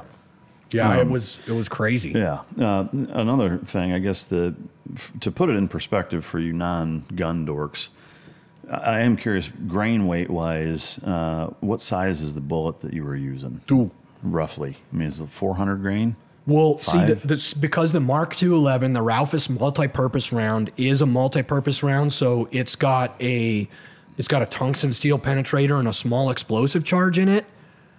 I think it's like right around 300 grains, but I would have to hit up like one of the experts to tell you exactly what the grain weight is. But I mean, it's a massive fucking bullet, and it's what, 3,000, 3,500 feet per second? Yeah, it's right up at pushing 3,000 feet a second. So the ballistics on that, again, if you're not at all inclined to have any idea what we're talking about, is the amount of, you know, when you take the grain weight, and that's a really big, heavy bullet traveling really fucking fast.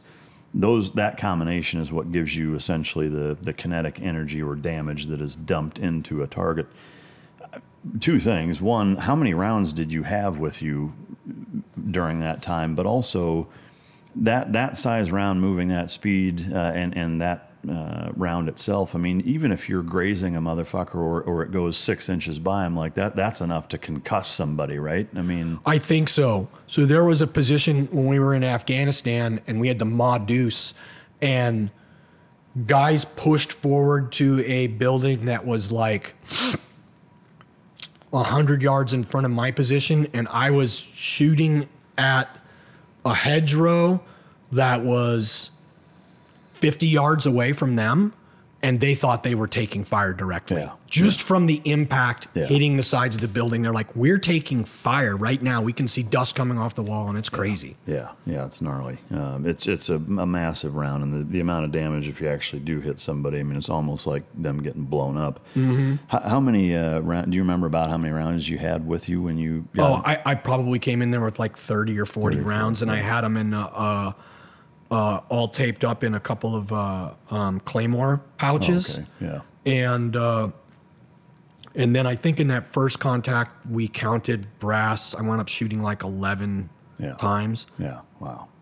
Man, that story is fucking amazing. And, you know, you get just a little piece of that on the Discovery thing, but to hear it in person, start to finish, is awesome. Thank you for sharing that. Well, all right, so after Somalia, you know, again, busy 3 days, get several KIAs, a lot of work for the community at that time especially, but again, 50 cal sniper kills are not common and are you know, pretty you know, phenomenal occurrences in their own right. But so you come back from that. Two questions. What happened when you got back? Was there like this huge, holy shit, you're the man, like kind of fanfare almost, like you got sniper kills with a 50 cal and whatever, and what happened up until, you know, your time getting back until you met Iris? Yeah, so, you know, I got back and there was definitely like kind of a celebrity status that went with it, and I went around and did a bunch of like speaking to different people, telling the story and talking about it. I was working in at training cell at Team 5 and then in the land warfare section, and then also doing augments to the sniper course because the sniper course was under Group 1. Then I transferred over to BUDS, worked in advanced training, doing advanced applied explosives, dive maintenance, and dive soup. My oldest son was born 12 years in, and my son's mom was like, you need to get out of the Navy. And so I separated, enlisted in the reserves. We got divorced once, and there was an ugly. Like you can imagine. Yeah, okay. I mean, it's like, hey, if things aren't good when you're not home, being home all the time doesn't make them even any better. Yeah.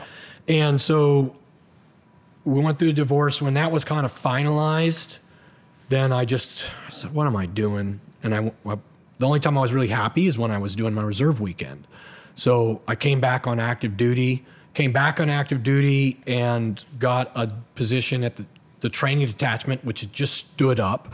Again, my timing was impeccable because I checked into TRADET in August of 2001.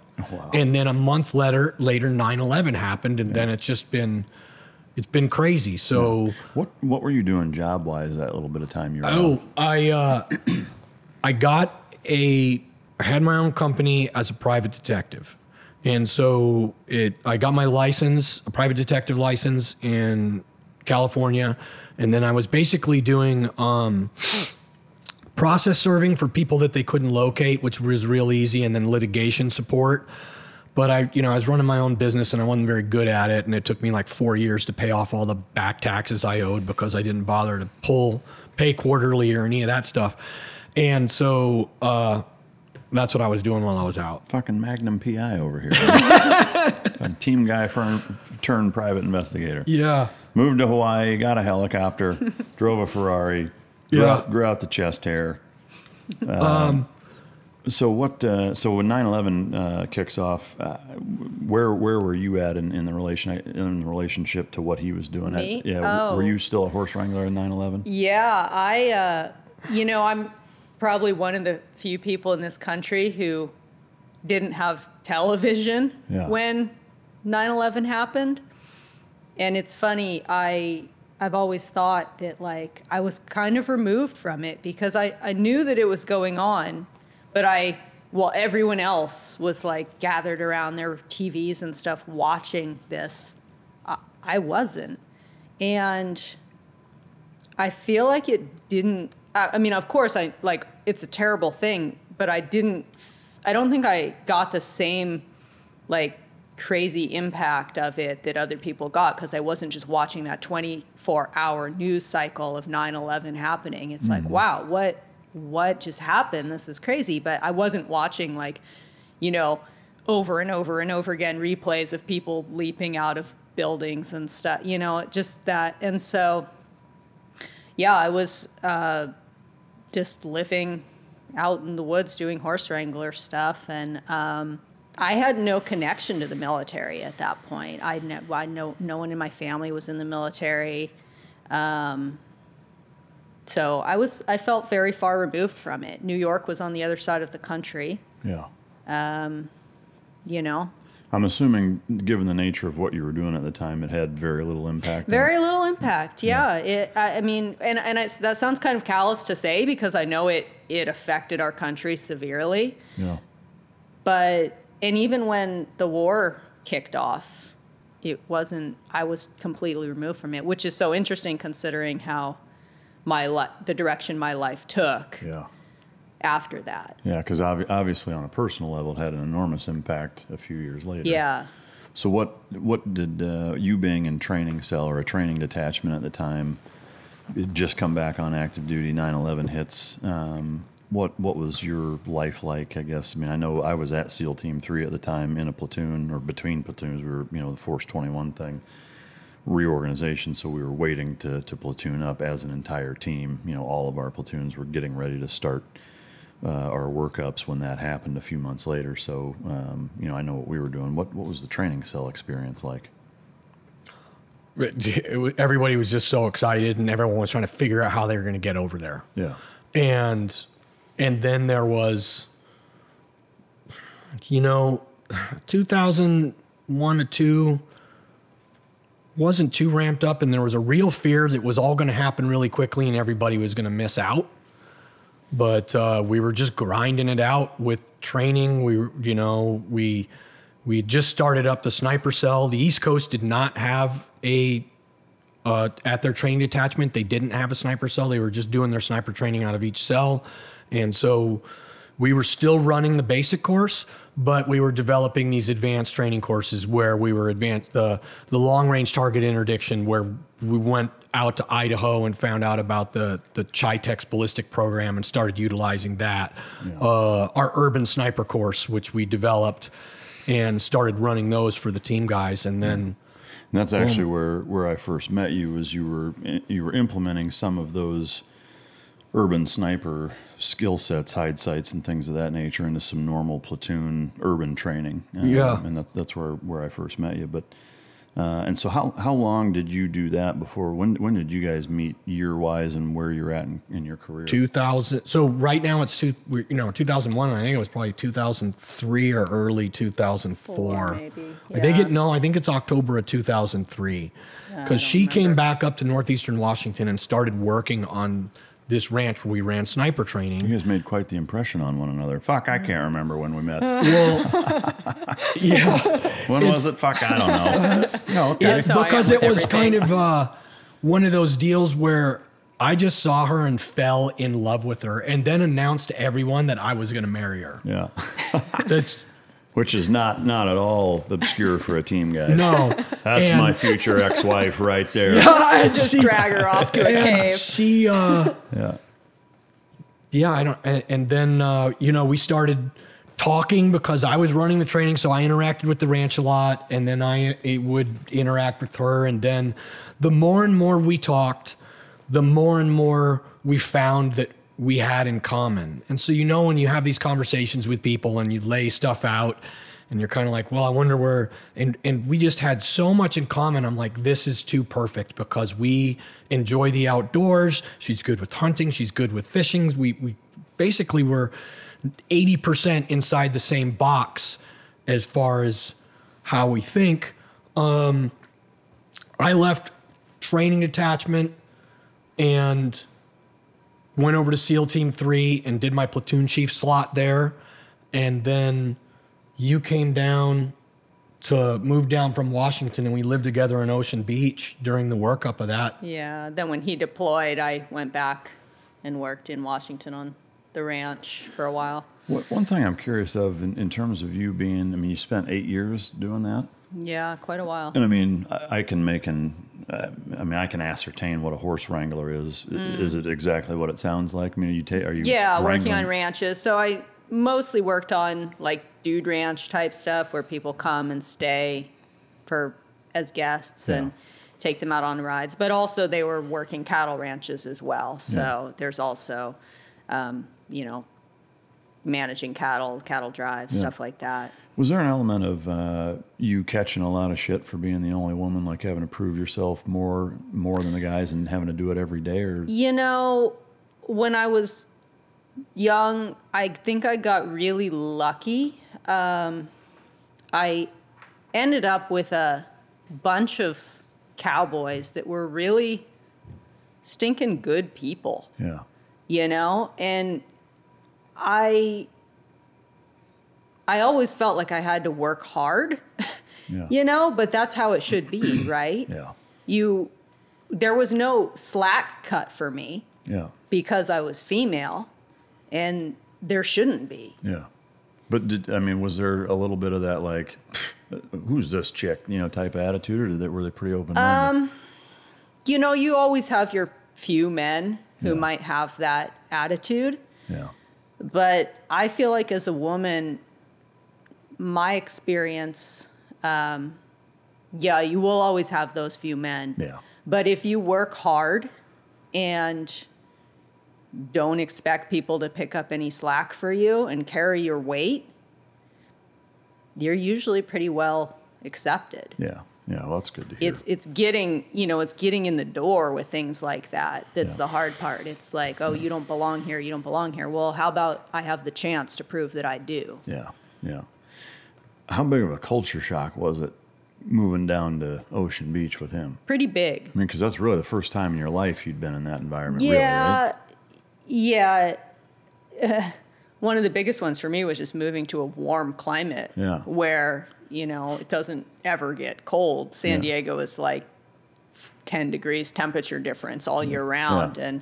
And, it didn't take me long to realize that that's not my natural habitat. Yeah. When we moved for good and I moved down there, one of my conditions to moving to Southern California with him was like, hey, my horses are coming, and I'm not going to put them in a stable and go visit them occasionally. Like, I have to have somewhere where they have a nice pasture that they can be horses in. I can just imagine this 6,300 square foot property in Oceanside that you're like, throw them in the backyard. Yeah. Yeah, I know. So he he made that happen. I mean, we rented a place out in East County for a couple years with big pasture, and then eventually we bought a house about an hour east of San Diego, right on the Mexican border. Yeah. Down by like Dulzura and all that? Yeah, east of there a little bit, Potrero. Yeah. So. How many horses did you bring with you? I brought 2 with me. We ended up having 5 down there. So you must have got into it too? Oh, yeah. Really? Yeah. We got, right after we actually bought another horse before your horses came down, right? That's when we got Summer. Yeah, I got a horse specifically for him, and then we adopted a couple Mustangs, and that, like he said, with us having things in common, which isn't, in relationships, I feel like there needs to be common ground to some extent. You don't have to love all the same things, and you don't have to, but it really does help. Yeah. If you actually like. Your passions are at least lined up somehow. Yeah. For the most part, yeah. And I think there has to be some differences, but. Yeah, for sure. And we have our own, we do lots of stuff independently as well. Yeah. But yeah, he took to the horses pretty well, and that kind of became our life. So we got some acreage, and you're feeding a shit ton of hay, because I know there isn't a fucking thing that grows out there. No. Yeah, it's also like the most expensive place in the country to buy hay. Hay. No, I remember we had a miniature horse the last couple of years I was there. We lived out in Ramona on about an acre and change, and same thing. I was like, wait a minute. How much is the fucking square bale? Like your goddamn hay Bermuda? bill is Jesus as much Christ. as your mortgage. Yeah, like you might as well be feeding fucking ribeyes. Yeah. All right, so you guys start building a family, living out east. You got horses, a little bit atypical living situation comparatively to, say, most SEALs, on the West Coast. However, I'd love to get both of your guys' input on what that is like, being an active duty operator, workups, deployments, growing, raising a family. Describe that duality, I guess, that exists of having to balance all that. Well, when we bought property in East County, we started a farm. He was deployed to Afghanistan, and I'm like, well, I'm here. I have all this acreage. My mom always had a huge garden. I want to do something with it. And so I started, put in kind of, at that point, a small vegetable garden. And I called him and was like, hey, I want to start doing this like a CSA farm, which is where people buy weekly. They get what your farm is producing, and you can kind of grow with how many people get involved in your farm. Like a co-op kind of thing? Yeah. And, he's usually pretty good about humoring my ideas like that. The rest of the deployment designing the big stuff that we built, building infrastructure and stuff for it. And so really we kind of kicked into that at the same time we decided to have kids, and which was an incredible amount of work building this farm to get going. But I mean, I feel like you may have more to add to this, but I felt like with what we talked about earlier with dealing with him coming back, being kind of really tightly wound from deployment stuff, that the environment that we'd created with working really hard physically every day, being exhausted by the end of the day, being surrounded with animals and nature,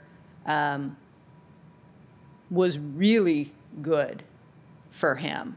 Yeah, it's super therapeutic. Yeah. Because you just work outside all day. And so, like, it's funny, at a work, especially when I promoted into some more senior positions, I sit at a desk, I stare at emails, and then I go to meetings.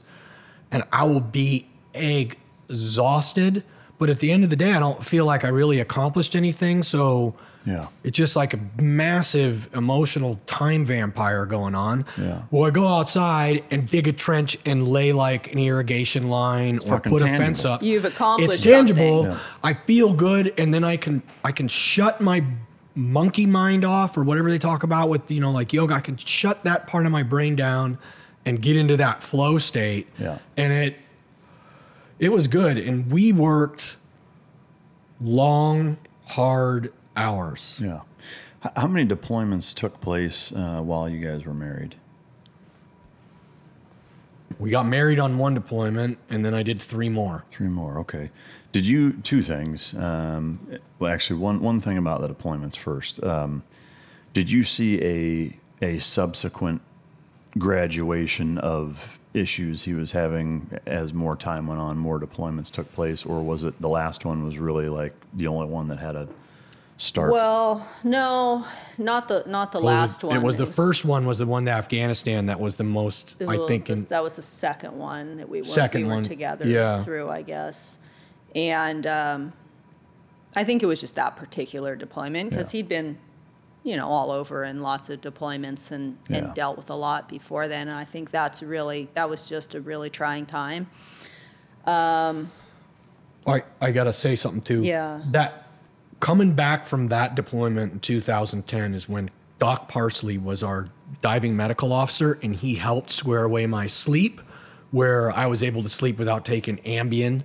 And so a lot of these things that I did to fix my health incrementally helped a lot with my mental state. But then again, my deployments after that weren't near as kinetic as that one to Afghanistan. In terms of the sleep assistance, was that CPAP type stuff or more mental stuff or both? I went and had the sleep study, and I had the sleep apnea, and then also I started taking, Doc Parsley he's got a product now, but at the time he had what they called the cocktail, and you would take some magnesium and a couple other like B12 herbal supplements to help you sleep. Yeah, D3 was another big one that was in there, and that helped to kind of stabilize everything. Yeah, some hemp gummies, whatever. The one thing, as an outsider, obviously, I've known you loosely for years, having just met you a couple hours ago.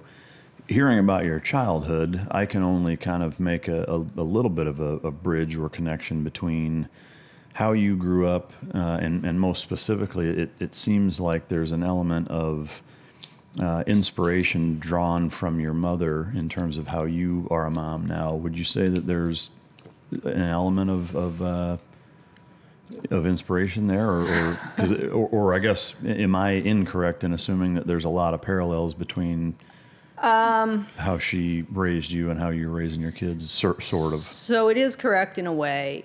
I love the fact that she raised it. Everything she cooked was from scratch. She grew our food. Like, that was really important. And she taught me, how to can stuff and how to garden. And taught me loosely, and that in just being around her and helping. When I was a kid, I didn't care about any of that stuff. And I was like, it didn't matter to me. But as an adult, and this is one of the things I think raising my own kids is, they may not seem like they're even taking in anything that you're trying to get through to them. But I feel like it does stick. As they become an adult, they will start to realize the things that, wow, my parents actually tried really hard to instill these values in me, or, and it, where my parents really succeeded is that they gave us that tremendous foundation of the natural environment, which I think is incredibly important. They really instilled the importance of reading. Like, I don't have a college education. I didn't go to college, but I feel like I can hold my own pretty well. Once you can read, you can educate yourself. Yeah. And they really taught me the value of that. And we didn't grow up with like shelves full of, romance novels or anything. We grew up with like Stephen Hawking books and anything you can put out there that's like good stuff that you should be reading. We had amazing stuff our access to. Yeah. And they did a fantastic job with that. My parents they're different people. They didn't do everything perfectly, none of them do, Yeah. my mom and I have had a lot of struggles over the years. She has her own demons, but there's value in that too, right?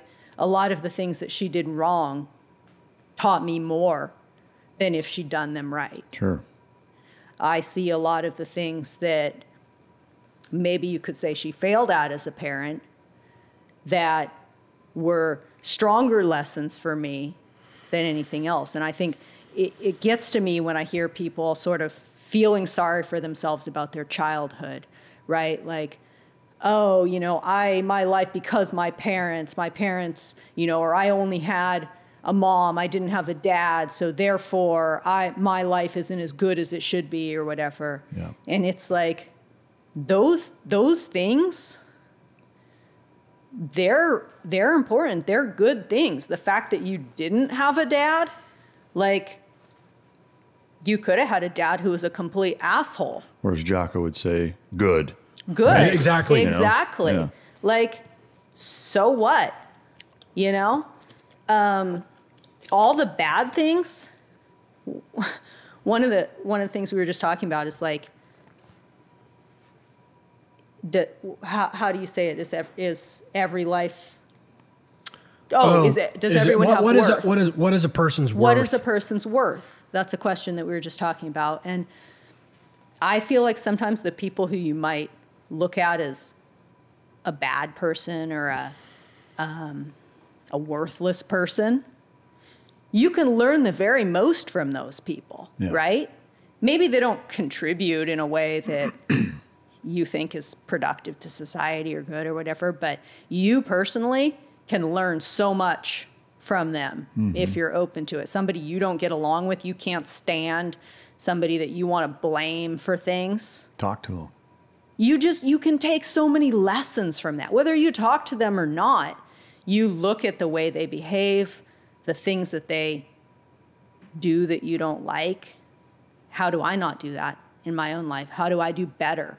How do I change the way I project myself? How do I change the way my children are raised? Well, I think, you know, there's a recurring theme with all that I think can be really reduced down to you have an opportunity with everything that happens to you, and you have to make a choice in that opportunity, and it's to either make the best of it, you know, or you can focus on the shitty aspects of it, you know, and I talk to my own kids about that a lot, about you can't control what anybody else does. All you can control is how you respond, but also is that, you know, you can focus on everything that's behind you, and you can worry about it. You can think that it's a contributing factor to what's happening now or whatever. The reality of it is none of that fucking matters. What matters is right now you have an opportunity to move forward the best way you possibly can, or you can whine about your fucking problems and things that happened to you in the past. And I think as a society, that's one of the biggest plagues we have is that victim mentality of always... We hang on to things. Yeah, trying to blame what happened as a reason for what's taking place now. Yeah. That Seneca quote that I read like 2 days ago where he says it's impossible for someone to have all the things that they want, but it is possible for you to not want all the things that you don't have. Yeah. Yeah. And then be happy with what you've got. Yeah. No, amen. Absolutely. All right. So as you guys, you know, that sounds like the middle deployment was kind of the biggest challenge as it relates to military family life. And, you know, again, spending 3 decades in the SEAL teams, there's a million stories you have. Obviously, you know, we don't have time for all of it, especially with 2 guests and you know, some of the other things I wanted to talk about with both of you. But if you could, obviously you've been awarded a Silver Star, 2 Bronze Stars, and a Purple Heart. I'll leave it up to you of if you want to share all 4 of those stories or just one or whatever. But I know, you know, the experiences that our guys have overseas are important to be told, and for the public, the listener, the hundreds of thousands of people that, you know, that tune in and pay attention to, you know, to men like you and the experiences that you've had. I would love for you to share a couple of those with the listener, if you don't mind. Yeah, here's a great one, because it really humility is super important to me, and so this touches a little bit on humility and my lack of it, and complacency and a couple other issues. So in my deployment to Afghanistan in 2009, pretty much throughout most of the deployment, we did the absolute meat stomp on the Taliban. We had air support, we had better weapons and better training. And so we had that intrinsic advantage to where we kind of always had the upper hand. And late in the deployment, we went on an op into, I think it was Swally-Cot, and we did an offset insert by helicopter, 4 kilometers. It was a terrain feature away from a set of compounds that we wanted to clear in an area that we wanted to go in and create some disruption. We get off the helos, we set our perimeters. We're just getting ready to pick up and move when PKM fire and a couple RPGs fly right over our heads. And what we didn't realize was that if this is the village we were going to hit over here, we were train feature away, there was another village here that there happened to be a couple Taliban commanders and their 40-man PSD element meeting at. About how far away was that? They were about like 2,000 yards, but it was line of sight. Yeah. So these guys pushed up closer to where they were and then started stitching toward us with our rocket-propelled grenades and PKMs. Normally, they don't fight us at night. So this is a testament to how tough these guys were, because they know we have aircraft and night vision. So the 2 Apache gunships that were our escort in there swooped right over, got into a big, and then they started fighting with the Apaches, which is clear madness. Yeah. The Apaches wiped out 35 of them, right? We do our offset patrol over the mountains, come down, clear 2 pieces, or clear and hold 2 compounds, which we immediately found a huge cache in, and then took a piece of high ground, which we'd already identified beforehand. And this is something that we always did. We clear compounds and then try and grab some high ground with it, because inside the compounds, there's blind spots everywhere if you're going to remain over day. We're up on the high ground, and I'm sitting up there with the radio men and one of the fire teams, and they're like, hey, look, here come 3 guys. And like 700 yards away, here come 3 guys with their miniature QRF, and they're moving towards our position. And so we're like, hey, fire team 4, you got some guys coming towards you by building 5. They're going to be coming around the corner in a second. Get ready for them. These guys came around the corner. The saw gunners and the Mark 48s just stitched them up at like 30 yards, put them down right away. We had some other guys creeping around in a green zone, hit them with some hellfires. And then we started to go, okay, we've got this, started processing the target, doing SSE, and getting ready for the remain over day. I was on the high ground position. We were like 80 yards above the 1 compound. Was our SOP to carry 10 empty sandbags per man so we could make a fighting position. So we go to start trying to dig and fill these sandbags, and the ground is like stinking concrete. And the mountains were all rock. This is something we should have considered, but we didn't. So we cobbled together all these boulders, and we stacked up this half-ass rock wall around our position. And we had about 12 of us in there, and we're sitting just on top of this rock hill with rock stacked around us. And the next morning, the Taliban starts sun comes up, women and children leave from the rest of the village, which is the sign that they're going to get ready to bring it.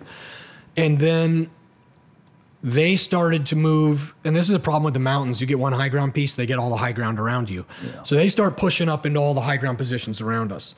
And it's about 10, 11 a.m., and we can see this guy 1,100 yards away, and he's up on this rocky peak, and it's a flat spot like the size of this desk, and there's a big boulder, and he's pushing a PKM out, and the PKM is a big belt-fed machine gun into the open, and we shoot at him with the 300 Win Mag, but it was real windy, and like miss, and then he'd back up, and then he'd come back out. So we're playing this game with him for about 30 minutes, and he keeps coming out. Well, it's like right now about 100 degrees, so we take off our helmets and our body armor because it's hot. Classic. And so we all got our helmets and body armor off, and we're plinking at this guy, 1,000 yards away. Well, there were probably 6 more positions like that completely surrounding us. Then and you didn't know that at the time? We were not aware. But, okay, we were aware that there were more positions, but we couldn't see any more of them. And then there was one other group of guys that we saw pop out near a rock pile, and we dropped a 500-pound bomb on them from one of the Reaper that was overhead. So we've got a Predator and a Reaper, which are both UAVs, overhead, and that's all the air support we had at the time. And we weren't expecting it to be a real big deal because we've always been able to handle everything up until then fairly well. Then they brought it. They did every firing position opened us up on us at the same time, with the initial salvo had to have been at least 12 rocket-propelled grenades and then at least 6 PCAMs. And they were just doing indirect fire with this PCAM, just stitching them into our position. And then the rocket-propelled grenades were just coming in, boom, and you get like 45 or, another minute and a half later, another boom, and steady PKM fire. So I'm flat on my belly with bullets just pounding the rocks, and the rock is starting to erode down from the bullets next to my head. There's 12 of you in there at this time. And we're all kind of spread out, and everybody's freaking out, and I'm lucky because I happened to be on top of my body armor where I'd been a big bitch and took it off because I was too hot. So I was able to snake back in my body armor, get my helmet, and then consider I'm going to get shot. I'm like, this is what I get. You live by the sword, you die by the sword. And so I wonder what it's going to feel like when I do get shot. The guys in the compound below us have got people getting close because they got all the guys on the rooftop positions got shot off. So then they had to blow holes in the wall so they could see out, but they still had huge blind spots. They had guys get within, throwing grenades over the wall into the compounds with them below us. And so it was very, very dire. The aircraft could not see any of these fighting positions because they're looking through thermal imagers. And, when it's 100 degrees out and you're looking for people in 100-degree rocks, it's hard to see it. Fucking the same the color. Taliban does stuff like they'll put wet blankets over them or space blankets to mitigate the risk. Somehow they're educated on what's going on. And so they couldn't see anything. They're like, we can't see anything. And so we're calling back to the talk to try and get some air support. And they're like, hey, you're 20 minutes out. So we're like, okay, it's just a matter of time we're going to get overrun. The guys in the compound below us just started pumping out mortars with proximity fuses that would air burst. And so even though they're not accurate, when a mortar detonates 25 meters off the deck, it's a big frag pattern. It made guys around them be a little bit more cautious. This is going on. Then our SATCOM antenna that was outside our position, the thing gets shot. And we lose comms. And so it's like, this is spiraling out of control. We're done. Yeah.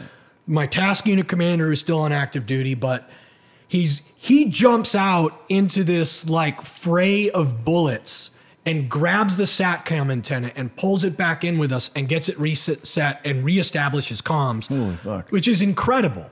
Yeah, he's just... Goddamn MacGyver. He's a beast too. He's like, if you meet him, you're like, oh, this is the nicest guy ever. And then you have him in combat, super squared away and all that. He gets combat, the SATCOM antenna set back up, reestablishes comms.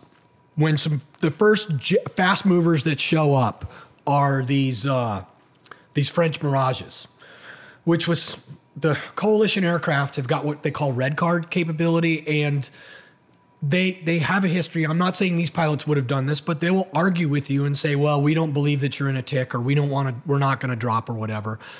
So we just said, hey, the JTAC told them, I need you to do a show of force over these 2 main ridge lines, which are the 2 pieces of high ground when we were taking fire. And so they came in low, and when they do a show of force, the planes fly as low as that pilot's willing to fly, popping off, and they'll pop off those flares to throw off any thermal, shoulder-fired rockets. So these jets come in, fly low over each ridgeline. And this forces the Taliban to sink a little bit because typically our aircraft is way high up. They can't even see it till the bomb whistles in the last 3 seconds. That gives us a room so we can get up now because we weren't able to even shoot back because you couldn't get up. You were just going to get shot. Get up and start shooting in some directions and providing ourselves our own cover. And then a B-1 bomber checked on station. And the B-1 bombers have got bombs to waste. So when the JTAC was passing the 9 line to the B-1, he asked the pilot... If you could just real quick, JTAC and 9 line for the... The JTAC is the Joint Tactical Air Controller, and the 9 line is the brief that they give to the pilots to let them know where we're at, where the bad guys are at, how many of them are, and where we want you to drop the munitions. And typically you'll say, this is the munition I want you to drop. They say, what do you recommend? Because they will bring it. And so the pilot, and it was a female pilot, and she sounded like Lady Liberty. It was like an angel. I get goosebumps. And she goes, I'm going to drop 4,000 pounds of ordnance for you. I'm going to give you 4 500-pound bombs bracketed at 100-yard intervals, 50 meters off the deck, airburst. Sounds like a waitress at Applebee's pushing fucking bombs on you. Yeah, and it was so awesome because it didn't seem like an eternity before that happened because then, it's like you'll hear over the fires net, which is where they're talking, weapons release, 30-second impact, this countdown, and then on each ridgeline in the air, like the 4th of July, boom, boom, boom, boom. So you've got a frag pattern that's covering probably 6 football fields on each ridgeline, and everybody cheered. Yeah. Like it was like, our team just scored the winning goal. Everyone cheered except for the Taliban. They didn't cheer.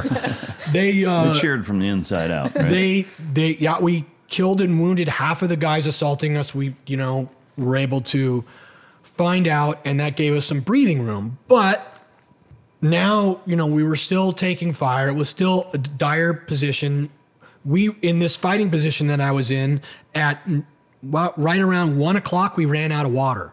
And it was 112 degrees out. And there was no shade. And we couldn't get any water until after dark when it would actually be safe to get down to that compound. Yeah.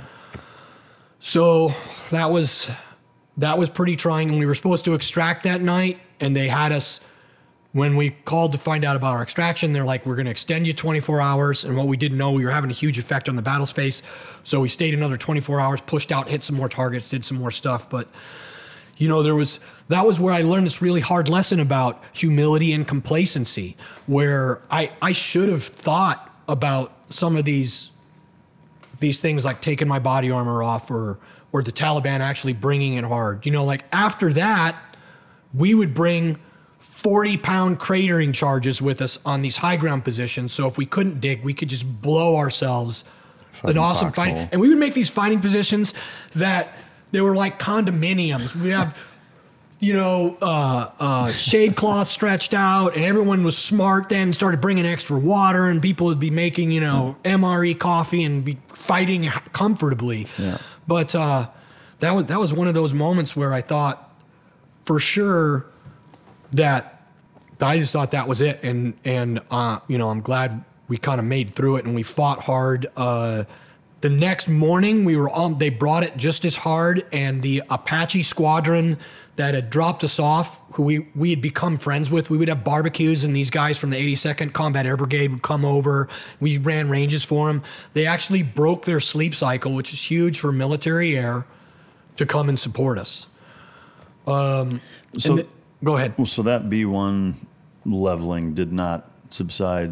I mean, it took care of some of them, but they brought it the next morning just as hard. Yeah, they just got more people and brought it again. But the next day, we had some better fighting positions, and we were not in a position where we weren't able to shoot back. We were able to stitch it back. I mean, we had one of those, that ALGL, the belt-fed 40 millimeter that we moved up onto higher ground and got that thing set up. And is that how you ultimately got out of there? Is that you managed to kick them back hard enough to exfiltrate, or what? the thing that we did in Afghanistan was we did a disruption. We would just go bad places and stay and fight. Yeah. And that was the model. I loved it because it wasn't like, hey, we're going to go get this bad guy. The Army would go, this is a bad place. Go there and stay for a day or two and kick stuff over and see what happens. Yeah. And then we would just fight for 2 days and then set an extraction point. And at nighttime, when we had freedom of movement and we had air cover, we could get extracted by helos. No, it all makes sense. The water issue, did you guys not have water that whole fucking time? What you mean from out? 1 o'clock until the next, nighttime? Yeah. No water. No we shit. just sat there and suffered until it got dark. Then we had water down in the compound, and then we all started carrying more than 24 hours of water. And helos came in that night, kicked pallets off with more ammunition and more water in it. Yeah, okay. So 2 things, bringing you back into the fold here. There's a level of animation when he starts telling these stories. It's unmistakable, right? You can see the passion and like he was talking about, some of the best times in his life, coinciding with some of the worst also. Are you privy to all of the stories that he's told? Like, does he tell you stories like that?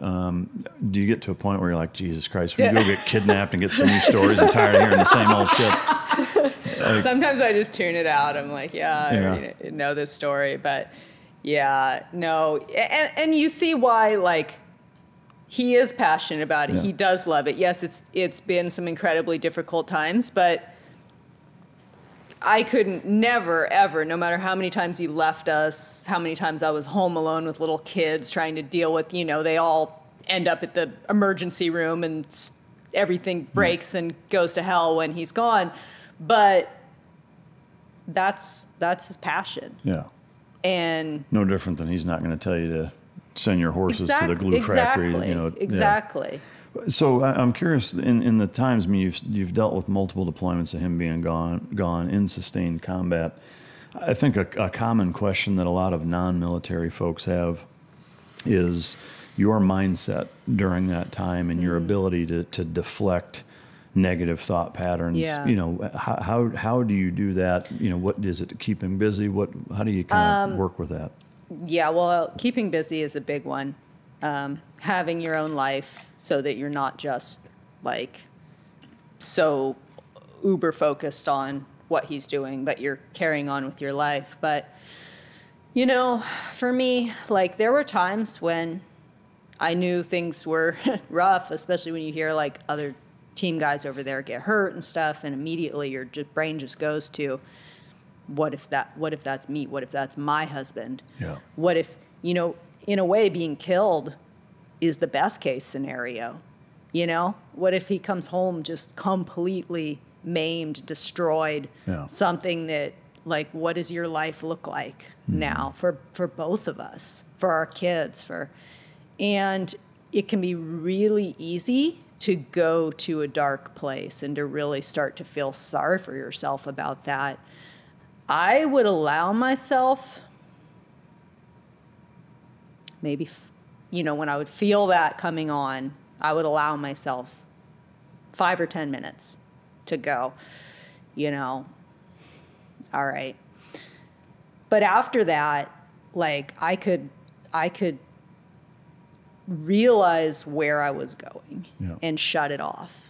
Now, I'm big on, like, statistically speaking, you're more likely to get killed in a car crash or to, in Chicago. In Chicago, any number of things could happen to you at any given time. And I'm completely aware of that. And that's part of not taking life for granted, right? Mm-hmm. Like, you live your life knowing that it can be snuffed out at any time. Yeah. And so being aware of that, helped allow me to shut it off and go, you know what? He is as highly trained as he can possibly be. He's surrounded with people who are as highly trained as they can possibly be. He's got the best equipment, to be in this situation. It's completely out of my control. So what is the point in worrying about it. Yeah. No, and I think, applying that methodology and those principles in all aspects of life, whether you're, married to a police officer, a firefighter, a fucking accountant for that matter. I mean, there's things that, that you have control over, and most of the rest of them you don't. Yeah. So you can fucking worry about it or not. If you could, the Purple Heart example, that was in Iraq, correct? No, that was just another one of these ops in Afghanistan in Zari Panjway, where we went in, held a couple bad compounds. I happened to be in a fighting position, which was I was in a room shooting out a window, and a rocket propelled grenade hit the wall right next to where I was at, or in the room I was in, and blew a hole through it, and the overpressure knocked me out in the room. I don't know how long I was out for, but when I came to, there was still dust in the air, and then I found my rifle on the ground, picked it up, and kept shooting. And then after that, I started suffering from some pretty severe headaches and word searching. And so I got diagnosed that you got a TBI from that concussion, and it was written up, and they gave me a Purple Heart for it. Were you aware when that happened that it happened? Not at the time. We talked quite a bit throughout deployments. He's always been really good at kind of Skype keeping or me in the sat loop. phone, But that's, I think, because he knows I can handle it, right? Yeah. Like if every time he told me something, I was like, then he probably wouldn't tell me stuff. But he always kept me pretty well in the loop. But at the time, he wasn't telling me every detail of everything that was happening. But like I said, I could hear just a change in his voice as that deployment went on, and I knew that things were going worse than I was aware of. Yeah. When you were actually diagnosed with a TBI, did you tell her that had happened? Oh, I told her a lot of this stuff when I got back. Yeah. And so, but not when it happened. No. Yeah. So typically, we would talk 3 to 4 times a week on there's a phone or something, and we'd talk for like 10 minutes, and I would tell her, hey, I'm going to be going in the field. I'll be back in 3, because I didn't want her to go a gap of time and not hear anything, because that's just not, I didn't think, cool. And I'd say, yeah, we're getting after it. We had a good op. This is going on. That's going on. But left a lot of the details out because I didn't want to scare her. Well, there's also, you can't just say everything over the phone and from where because there's someone recording the whole thing. And I'm aware of that. So it's like, I guess just thinking of it from the standpoint of, the husband-wife dynamic is that, hey, just as a heads up, like I got my fucking brain rattled. Just wanted to let you know that it happened, type of thing. But I didn't realize it was a problem until these when the headaches first came, I was like, oh, this is all the pain that I go through all the time. And then when I saw the corpsman, he's like, dude, you got blown up on that 3 ops ago. This is from that. Mm-hmm. And then they started to document everything and go through it. Now, later, my last deployment to Iraq, I saw some pretty horrible things. I saw some really, and I told her about this stuff immediately because it really affected me. Probably, when you talk about stuff affecting you and it being painful, this is one of those things. We were at an observation point on the outskirts of Mosul as our guys were helping the CTS, that's the Iraqi counterterrorism force, start to push into Mosul. And we were in an observation point. We had snipers up on the roof, mortar position. But what the civilians were doing there was they would just move. So if your house was on the front lines, you would just walk 2 blocks over and stay with relatives or hang out until they pushed through and then go back and occupy your house. So there were all these civilians just kind of moving around. And right next to the position that I was at, as a command master chief, I wasn't up with the guys. I was back at the mortar position, and there were a bunch of these kids hanging around, and we were giving them MREs, and they spoke English. They were fun kids. And so later it starts to get to be evening, and more kids start to come out in this area we're at, and it's in this big open field. And now they're running around, and they're playing with a soccer ball in their big clump, and a salvo of 120s, big mortars came in. And one of them landed behind us, one far over to the right, and one far over to the left. And the one that landed far over to the left landed right in the middle of those kids. And I saw that when I looked over right away, I was like, damn it, that's where those kids were. I looked over and the dust was settling, and I could see this little girl hopping away on just one leg. She's about the same age as my daughter. And I saw a man run in there and scoop a little body up and just start to wail.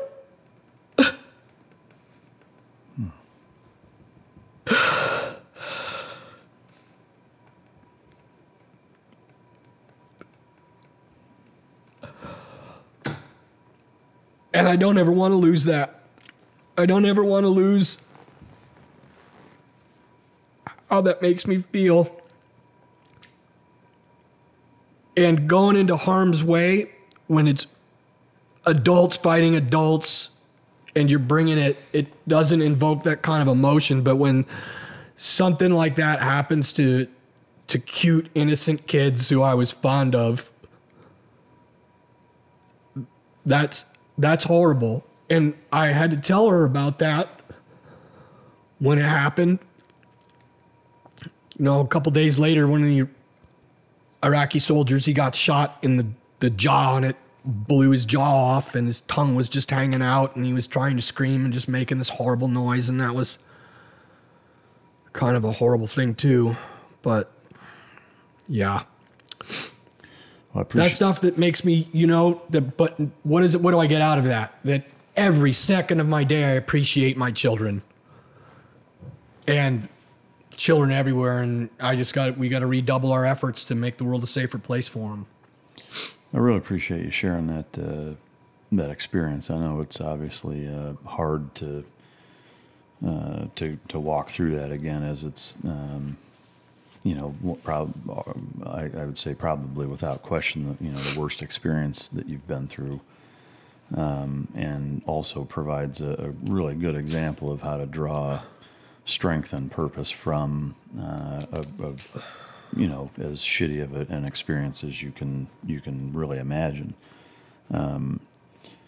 The element of as being a command master chief of a SEAL team, I think it may surprise a lot of people in a good way, to know that, and for those of you listening that have no real concept, you civilian assholes, as I like to call them, no real concept of, the rank structure. The command master chief is the most senior enlisted man at a SEAL team, so it's a really big deal. But for you, was that a common occurrence? I mean, while yes, you weren't up with the guys, but you're not sitting on in a tactical operations center, in the green zone, hanging out, talking on the radio. Like you were out and about on a pretty regular basis. I tried to be.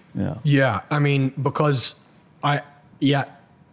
your place is with the CO and advising him, but then you also have to break off from the CO and get out to the front lines and see exactly what's going on. So, because every layer of leadership comes with a filter. Yeah. My job as a senior enlisted guy is to cut through all those filters and find out what's going on the ground. And so it would be interesting. I would be in the JOC and we would be doing strikes from our actual Joint Operations Center, and guys in the JOC would be complaining about guys on the ground. They're like, well, they say they're taking fire and they can't see it. And it's like, bro, of course you can't see it. Trust that guy on the ground. Mm-hmm. Or when I'd be out in the field, guys would be complaining about how long the strike process was taking. And then I could say, hey, guys, every strike we're doing right now has got to get approved by a 1-star. And I guarantee you the CO is on the phone right now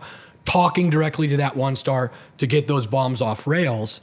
And so that open line of communication is great. Now, I was very, very lucky as a command master chief that I was in a situation where there was combat and I was able to, had the freedom to get out of the JOC and get out there with the guys. That was just another example of my career where I was lucky. Yeah. When situations like the one you just described happen, and again, when he communicated that to you, what was your response, and how did you deal with that? Well, it makes your own problem seem pretty minute, right? Mm-hmm. And how could I ever not want him to be over there when, I mean, the biggest problem we have in this country is how spoiled our children are, right? And over there, this is their lives. They can be just kicking a ball around out in a field and get blown to pieces. Yeah. And, you know, we had somebody kind of come at him a little bit here recently on social media, some Middle Eastern woman, and she just made a comment like, oh, you American soldiers, aren't you all over there just killing children?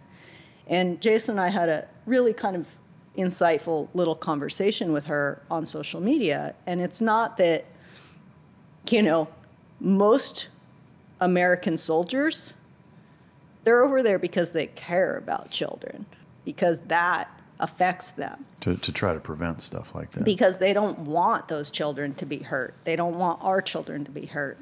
And that's the epitome of what being American soldier is, right? Is to try to protect the innocent. Yeah. And so, yeah, I mean, I hate to see him have to see stuff like that, but it's important to be reminded why we're at war, so those kids can go, hopefully someday, play without having to worry about getting blown to pieces. Yeah. And I'm glad that we're witness to that. Yeah. I'm glad that, you know, it hurts. It hurts him. It hurts me to see him hurt. But I'm glad that we have that unique position to know, to not be so detached from what's actually happening in the world. Yeah. That we're not even aware that that stuff is going on. Yeah. I want to throw one more thing out there, too. It's like, I have so much respect for our first responders, because it's oftentimes, like, I go on deployment, and then I come back and I can turn that off. For the firemen and the police officers especially, EMTs. they're never coming paramedics. back from deployment. Yeah. And every day they're forced to go see the worst things, that they have to go to these car accidents where maybe half a family was lost, and then experience all that pain every single day. Yeah. And so, gosh, my hat's just off. And then go do it again, and go do it again. And I don't know how they do that. Yeah. Well, now I'll take it a step further in you know, echoing your sentiments. And, you know, with the canine work that I do, I deal with a lot of police all over the country, you know, almost nonstop, and, you know, teach at conferences and run seminars and things of that nature.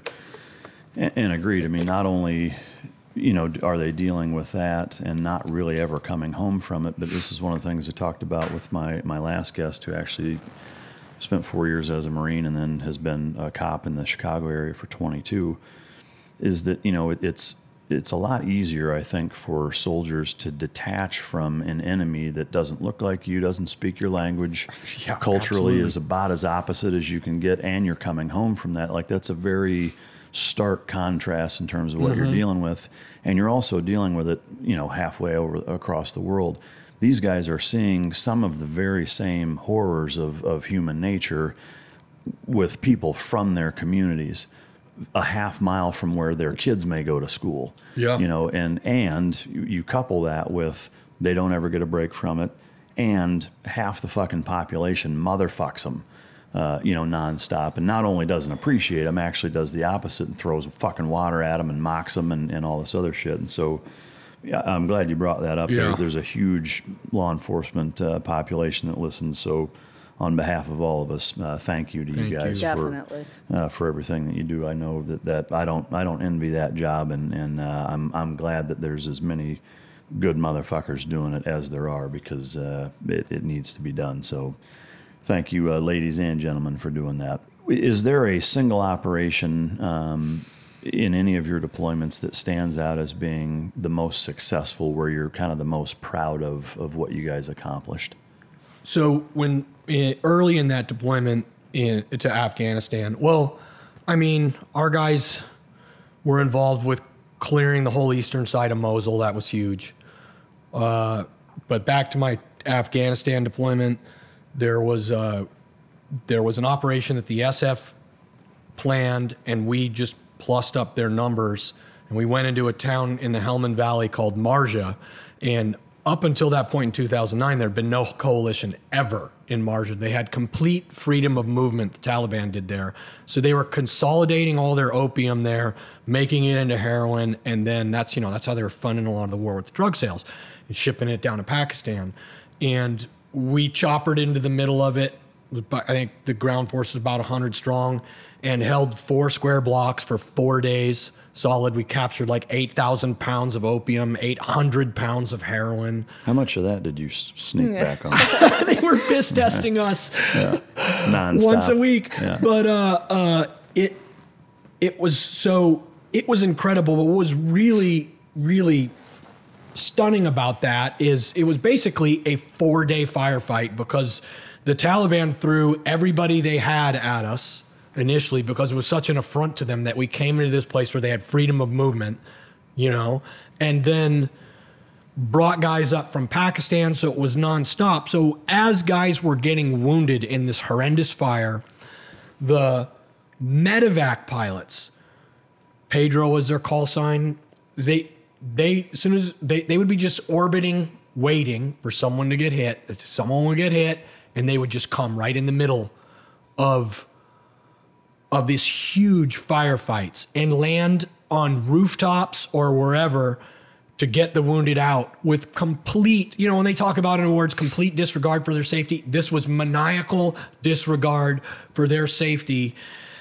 And it just filled me with such a sense of pride when I saw that bravery of, to the medevac people to come get the wounded out, that it would bring me to tears. Yeah. And that is some of the most proud moments that I have as an American fighting man, seeing other Americans come in with complete disregard, and who are these people? They're millennials that people complain about. Well, they're out there getting after it. The other thing too, doing good stuff. Yeah, I mean, I verbally teabag millennials as bad as anybody does. Mm-hmm. But the reality of it is that it's the generation of parents that raise them that are at fault if there's a problem. It's not the kids. Yeah, exactly. Because here's the thing, I draw a lot of parallels with dog training and child rearing, especially early on, because there are far more parallels than contrasts as the child gets older and they have, it's arguable that they have any logic or reason, but as they, obtain more and more of that, the parallels become less, but, reinforcement is still reinforcement. But similarly is that, if a dog is all fucked up, the dog isn't a motherfucker, you're a motherfucker, and you've done a shitty job raising the dog, just like, like with kids. So it's easy to point the finger and scapegoat it, but the reality is, we as a generation of parents need to, look in the mirror and slap the shit out of ourselves for raising little dipshits, frankly. Definitely. Which goes into kind of my next question for both of you is that what lessons that have you guys kind of collectively learned from your time in the military and your time supporting him being in it and raising a family and household, most of the time on your own? What do you try to instill into your kids that are drawn from those experiences? We want them to be strong and competent, and in that we try not to solve a lot of their problems for them. We try to facilitate them solving their own problems, because I want especially, both my children, I want them to be strong, independent adults. And how old are they? And so 7 and 8. 7 and 8. Yeah. Critical time for sure. I mean, it all is. And so Iris has taught them how to cook. They can cook an egg. Our kids are pretty self-sufficient, actually, which is important to me. At 7 and 8 years old, they can cook their own food. They can do a lot of stuff for themselves. A lot of shit that 24-year-olds can't do. Right? Yeah. And, my goal is for them to leave the nest well prepared. Yeah. It's not to keep them there as long as I possibly can and do everything for them. Yeah. I will have failed as a parent, I feel like, if they're not ready to go out and completely manage themselves. Sure. When they leave our house. Yeah. My daughter's always like, oh, I'm never going to leave. I'm going to live here forever. And I'm like, oh, no, you are not. You're getting luggage for your 18th birthday. Yeah. But I actually have a little thing here that I wrote that this might be kind of a good time to go over a couple of it when you're kind of talking about things that we want to instill in them. It's a couple things that I was just thinking about recently. And yeah, please. It's like, don't inconvenience people with your very existence. If you make a mess, clean it up. If you use a shopping cart, put it away. If you dribble on the toilet seat, wipe it up. If you take something out of its place, put it back. I feel like I'm in trouble right now. You know, your tone changed a little bit. Don't be self-absorbed. You're not the only person on this planet. People are so focused on being productive sometimes that they forget to be silent, to take in nature, their surroundings, the natural state of the world they're living in. Be disciplined, work very hard when you need to, but allow yourself time to be quiet and with nature. Take time to hike, to ride horses, read books, visit friends, play with your kids. Life is short. Don't let the beautiful things slip away in pursuit of meaningless things. We need real connections. Connections with people, with animals, with nature. This is what brings richness to life. We have incredible good luck to have been born on this planet. But our time is finite. For me, what is an important thing to remember is to let go of things that don't add value to your life. Thoughts, memories, emotions, stuff, people that don't add value. Let go of it. Make sure to see the beauty in the little things. Have gratitude for life, not for perfect things, just for the beauty and imperfections as well of life. And a few things that I think we can probably all do better at is offer to help do some chores for a friend or a neighbor. Everyone needs a little help, and it benefits us to help other people. Smile at everyone you see. Offer to babysit for a struggling parent you know, or if your character is questionable to them, offer to do some dishes or fold some laundry. Smile and thank someone for doing an underappreciated service job. The person that cleans the bathroom stalls, that's bagging your groceries, that's picking up your trash. How often do we just walk by them and not say a thing? Spend an entire day saying only positive things about people, and then do it again and do it again. Repetition makes habits. Compliment someone. It's easy to brighten someone's day. Take a trip to a landfill. Take your kids. Think about producing less trash. Our planet needs our attention. Try to leave a smaller negative impact and a larger positive impact. Call an old friend you haven't spoken to in a while. Let someone with small kids go in front of you in line. Speak to someone who seems lonely at a social event. It's probably someone like me just waiting around for you to come talk about horses or gardening. Or someone like me that's just antisocial and wants to be left to fuck around. Look for little things you can do every day, not only to not inconvenience people, but to make people feel better, to make yourself feel better, just to do better, to be better. I really like that list. I appreciate you sharing it. I am curious, have you posted that? I know you do a lot of writing. I have not, no. That was just a few thoughts that I was thinking about in what is something, when you ask what do you want to instill in your children, that kind of sums it up for me. Yeah, it's a great list. Speaks volumes to, your collective parenting efforts. why do you suppose, and this is for both of you, why do you suppose that our society seems to be so lacking in having that be a benchmark principle in parenting philosophy? Well, I think people are very self-absorbed right now. Do you think it's because our country has been too successful for too long? Yeah, like Jason said, that our biggest problem is we don't have any problems, right? So we're out of real whack problem in what we actually see as a problem. Yeah.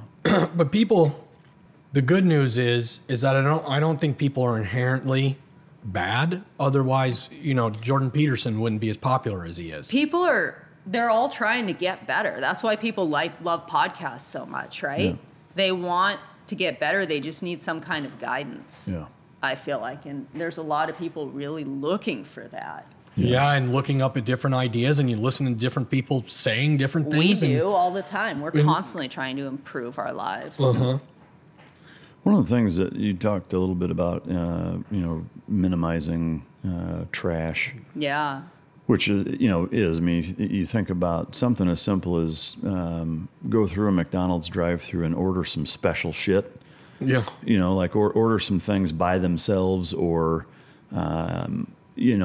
obscure items that aren't on their menu exactly the same way. And I mean, and I'm only saying this from experience, and that like sometimes if I'm on the road and trying to eat quick and I just want some protein, like I'll order a chicken breast and 3 hamburger patties or whatever, and I'll get each hamburger patty in a fucking box that would fit, a basketball, and each in their own bag, and whatever. But I guess my point to that is that for sure, there's a collectivism component missing to being mindful of how much waste we produce.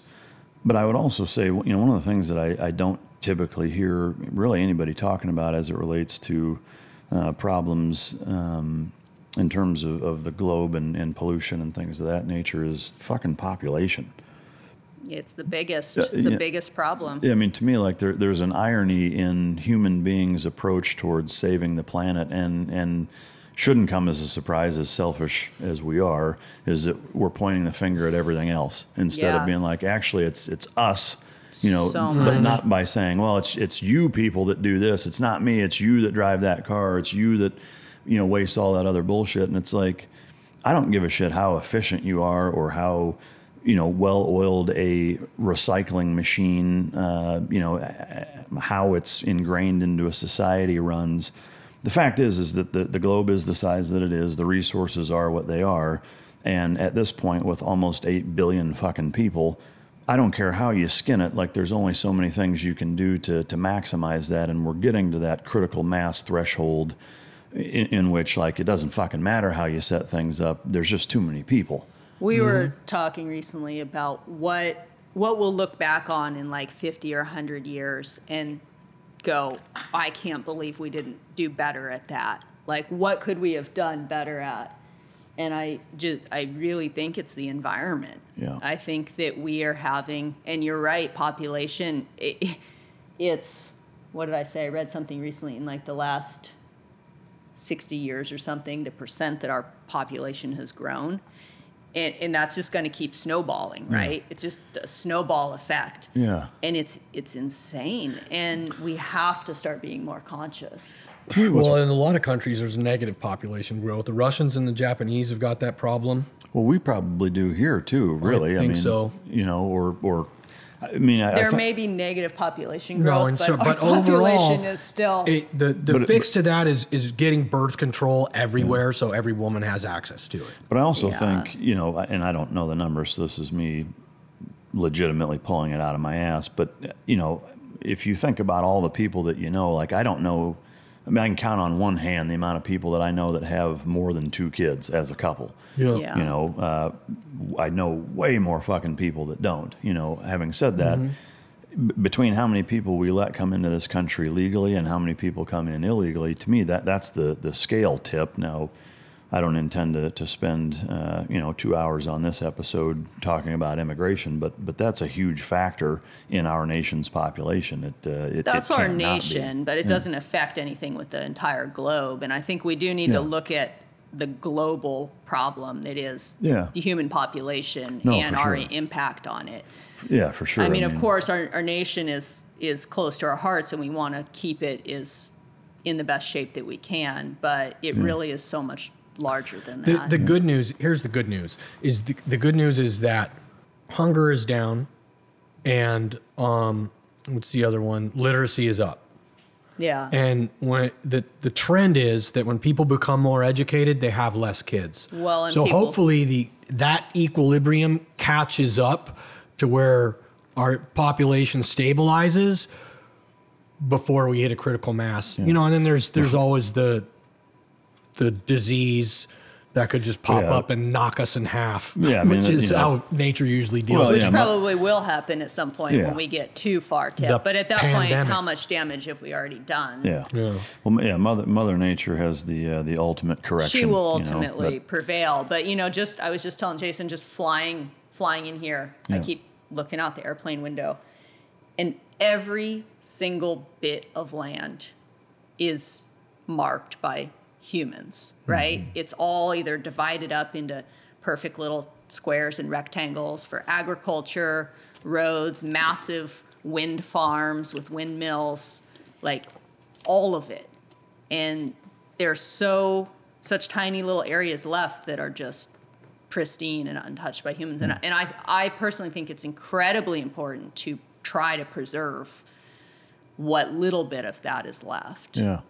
So I guess, you know, the pragmatic question, you know, it's obviously step one, it's important to understand, A, that there's a problem, B, like here are some tangible actions that we can take individually as families, as communities, as states, as a country, as an entire race in the global scale of humans. You know, when you think about it realistically, it's a little daunting, and then it's like, how do you really fix that? Because to me, like until, like with most things, and until the problem is so severe to where it's, if you don't do something like immediately, you're gonna fucking die. Well, we'll let it get to that point. Yeah, I mean, most people. I'm not just sure don't- that, I mean, it's one of those things that's out of your control. So it's just, It's then I not out wouldn't. of your control. What? Population growth? Not population growth. I'm just talking about, he's saying, what can we do? Oh. It's completely in our control. I mean, Yeah. every choice you make you've got a billion choices throughout your life that you can make. Like you said, when you go through you can take your own grocery bag to the store. You can, it all seems so tiny, right? And people complain about, ooh, the outlawed straws or, whatever. So what?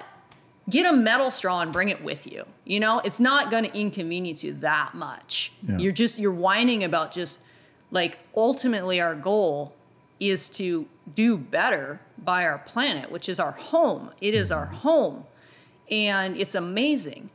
And so, yeah, we can all make little choices all the time. I was talking in the framework of global population expansion.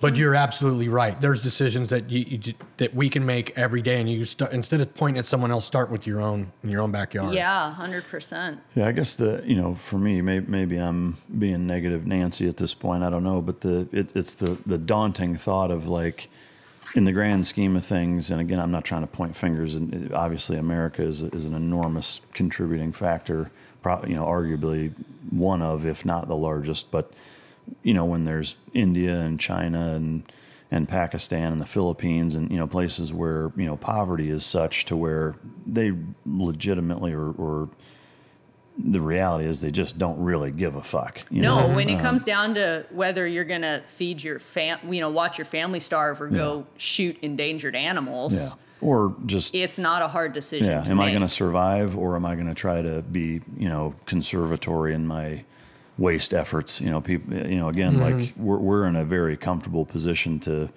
be able to be worried about it, where a lot of places in this country just frankly aren't. But because we're in that position, we should do the best we can, and we should try to set the standard. Yeah, no, I agree.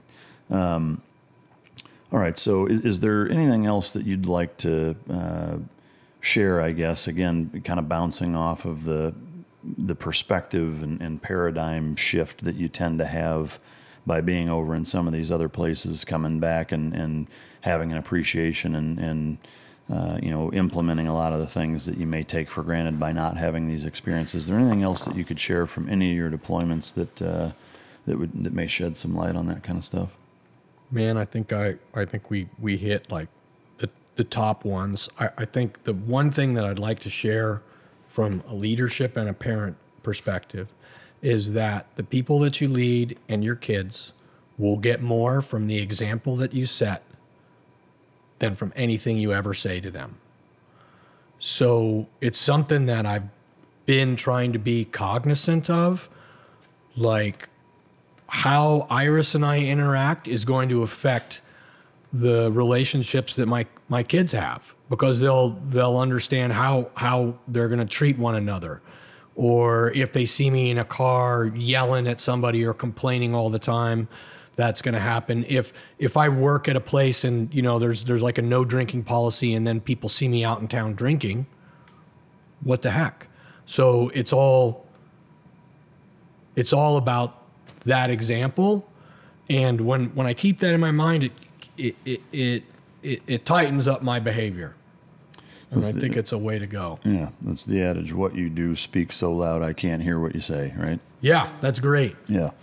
Agreed 100%. And admittedly, I know I can always do better. I try to think of that. I can think of a million examples where I could have done a better job. Me too. In terms of, before we get into kind of the last topic, we've got, a number of things that we've kind of woven into the conversation: raising kids, food and fitness, nature conservation, homesteading, farming, just living a life overall. Anything you guys want to kind of add to some of those things that we haven't maybe gotten into as deep as you would have liked to, or things that you have to add perspective on with how you guys raise your kids? Because it is, I'll be the first to admit, a really neat environment and experience that you guys have created for your children, one that I think most people should emulate. You could always beg the question, or it does beg the question rather a little bit, in that we have, and not to beat the dead horse or circle back into that conversation necessarily, but population-wise, most people can't live that way. I mean, that's the reality of how our planet is set up at this point. But in knowing that, what would you like to offer with any of the homesteading, farming, kind of lifestyle stuff? So for those of us that hunt and have the opportunity to hunt, it's an opportunity for you to be out in nature, and then you'd be able to source protein from an animal that's never seen a cage, that's never had any antibiotics crammed in it, and has been able to live a free life. And so we strive to try to make sure most of the meat we're eating is wild game.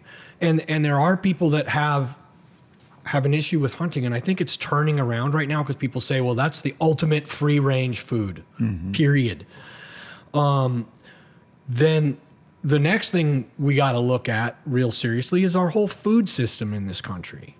And there are people like Joel Salatin, like Jordan Green, that have come up with new farming techniques that are they're better for the animals, and they're better for the environment, because they're doing high intensity rotational grazing, free range, grass-fed beef. And if you can support that by paying an extra $1 for your meat, and do it. Yeah. Because I'll tell you what, the free market is what will drive us in the right direction.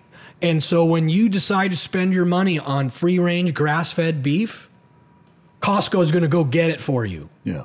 Walmart's going to make sure that you have access to organic, free-range, grass-fed butter.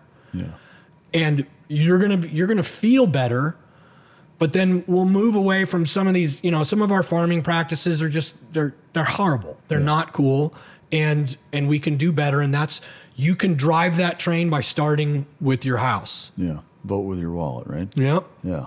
No. Well, and one of the other things with food is a lot of people will just say, well, I can't afford that. I can't afford to eat healthy. Yeah. I have to go to the grocery store and buy sacks full of pre-packaged food and microwave dinners and boxed. It's go eat out even at a fast food restaurant.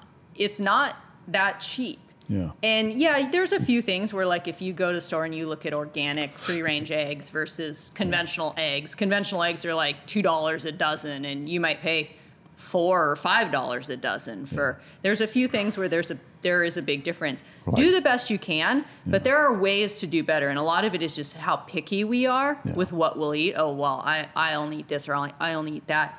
If you look around, if you get a share from like a CSA farm in your area where you're going to get a bunch of vegetables, you're going to have to figure out how to cook them and what to do with them, but they'll be way cheaper than what you would buy off the grocery store shelf. Yeah.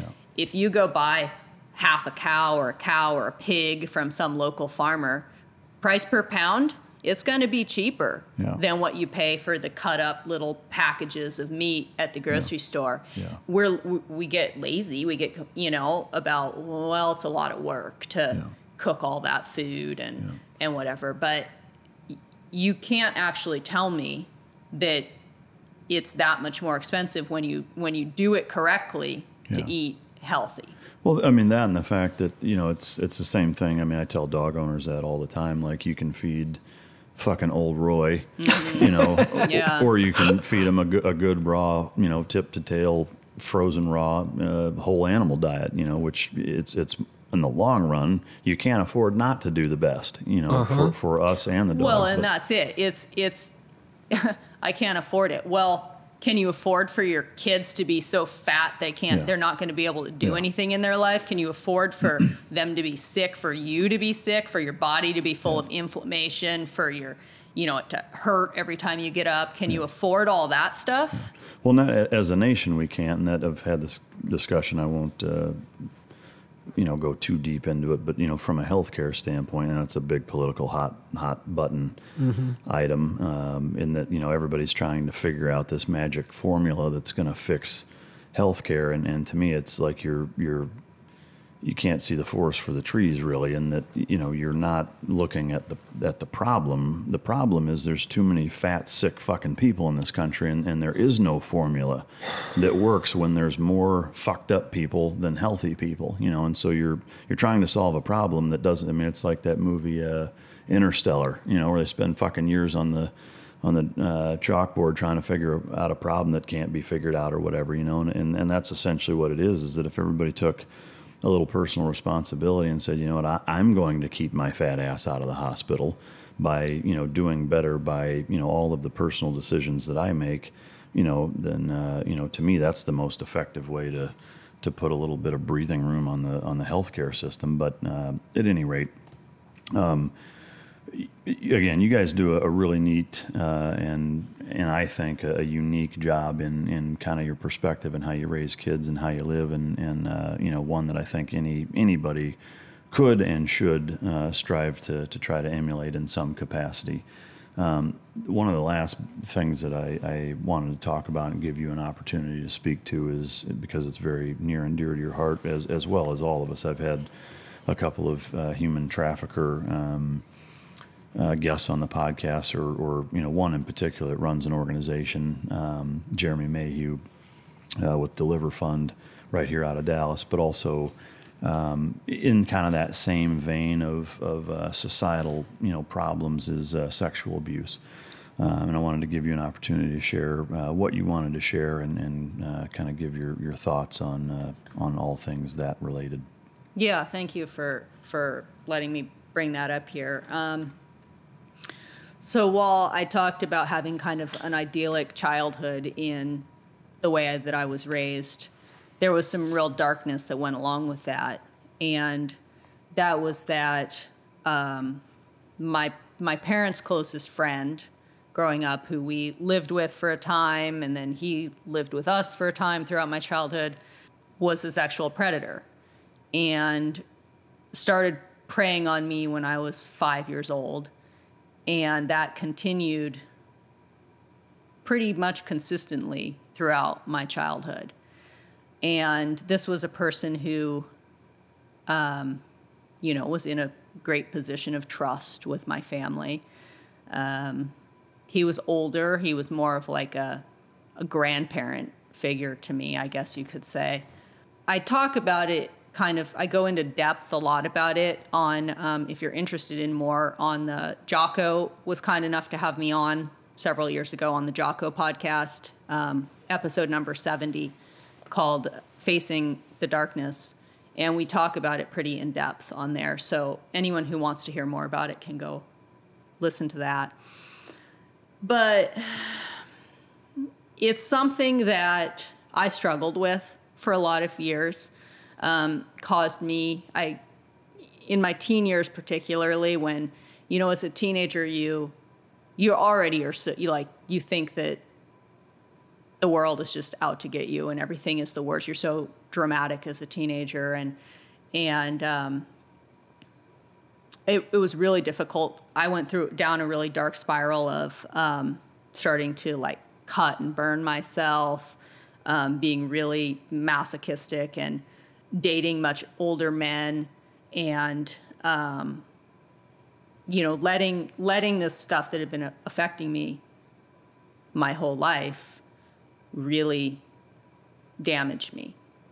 And I carried that with me for a very long time and never really talked about it much with anybody. And then when my own daughter was 5 years old, the age that I was when I started being sexually abused, I think that's what really, my anger about it outweighed any sort of shame or guilt or anything else that I felt about it. And I felt this obligation to start to talk about it because this is my daughter, right? She's 5 years old, and looking at her, and I'm like, good grief, that was me. And I'm like, how do we not address this as a society? This is an epidemic in our society. The statistics are something like 1 in 4 girls and 1 in 6 or 7 boys are sexually abused in their childhood. That's a problem, right? And it affects people dramatically, and they carry it with them forever. And somehow, in our society, it's this dark secret. It's always like people will talk about pedophilia in this manner of it's always some stranger. Mm-hmm. It's that's what we have to fear, is some anonymous stranger that's going to come hurt our children, when the reality is that what's more likely to be somebody they know, right? Almost guaranteed to be somebody that you know, somebody that's in a position of trust. Yeah. A family member, a neighbor, a friend, a youth, church youth leader, a coach, a teacher, mm-hmm. somebody that you trust your children with. Yeah, that you have your guard down around them. How do we talk about this in a manner that we're able to start to acknowledge that it's not something that happens to other people? Yeah. It's if you have 4 kids or grandkids, at least one of them is probably going to be or already has been molested. We don't talk about it. We act like, well, it just happens to them. It happens to other people. It doesn't happen to us. You see it on To Catch a Predator on Dateline or whatever. Yeah. But that's not true. It's not accurate. It's happening in our own lives. And the thing that's hard for me is there's so much guilt and shame that comes along with it. There's this reason that people don't speak about it. When we talk about predators, we're like, oh, that's such an evil person. If I could get my hands on them, they deserve to be strung up and shot, put in jail forever. And then it happens in families or in, somebody gets accused of molesting a kid. And all of a sudden everybody's kind of like, da da da da da, or, oh, you know, I don't know. There must have been a misunderstanding, or it couldn't have been that bad, or we're all of a sudden so ready to look the other way. Just dismiss it when it happens with people that we know. I've seen it firsthand. I've seen people who have been like full on accused of sexual assault of children, even convicted. And when their time is served, they've come back into their communities and they're not ostracized. So here's two questions that I have just to get your perspective on. Maybe there's not a right answer necessarily, but one, why do you suppose that is? Is it just it's easier to deflect? But number two, and on kind of a broader scale, why do you suppose within human beings that behavior is so fucking prominent? Well, it's really hard to look at things in your own backyard, right? You know, it's so much easier, like with the planet or anything else, it's so much easier to point the finger at somebody else. Mm-hmm. And people don't want to have to admit, to start with in families, like, oh, no, Uncle Bobby's a good guy. Like, he couldn't do that. You don't want to be that You want family. to suspend your disbelief and just be like, no, something that can't be right. Why it's so prominent? I feel like it's something in people's brains that's broken. It's just broken, right? Something is broken in people's brains, and it's like when you are eating a really healthy diet and this may be oversimplifying it, but you're going to a party and there's a huge chocolate cake there and you're like, oh, I know I shouldn't do this. I know I shouldn't do this, but I'm going to go ahead and do it anyways. It's this, like, these people are all around us. They know they shouldn't be touching kids, but they still do it. And that's, to me, what is broken in their brain. They can't shut it off. Now, if it was up to me, obviously this isn't realistic, but those people would need to be taken out of the equation, mm-hmm. because you're not going to fix that. That's not going to happen. So what we need to do is be much more vigilant. Yeah. We need to actually start to acknowledge that this is happening all around us. 1 in 4 girls. Yeah. Look around. You have a classroom. Our kids go to school in class. There's like 12 kids in their class. So there's at least 3 kids probably mm-hmm. that this is probably happening to in one small class. Anywhere you go, and we're not willing to acknowledge it. Yeah. And then when it does happen, we let it be this uncomfortable topic that we're not willing to discuss. And when we're not willing to discuss it, then they feel like they can't discuss it, so they keep it secret.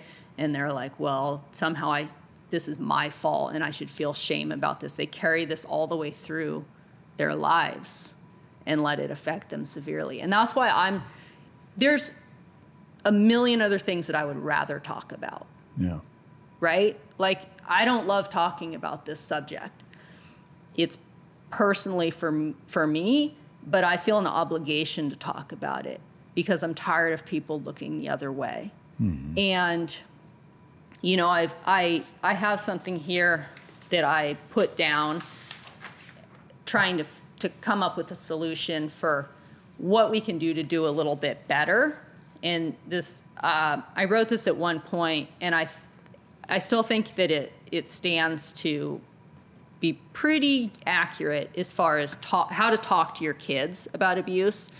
One of the things, well, I'll just read this and then we can talk about it a little bit more, but I think the best answer is to talk about uncomfortable topics early and often.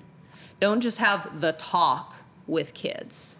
Talk to them on a regular basis about their bodies, sex, predators, consent. If they never hear you talk about it, it's going to be harder for them to bring it up to you. I know communication is difficult in many families. Remember, it's not up to the kids to do it. As an adult, you have to initiate hard conversations regularly. Don't ever assume your kid is too young for something to have happened to them. It can literally happen in a few minutes with a friend or family member when you are out of the room. Ask them if they've ever been touched inappropriately or in any way that has made them feel uncomfortable. Then ask them again. And then ask them again a few days later. Bring it up casually the second time. Hey, I was thinking some more about that conversation we had the other day. Give them time to process and decide if they can handle telling you.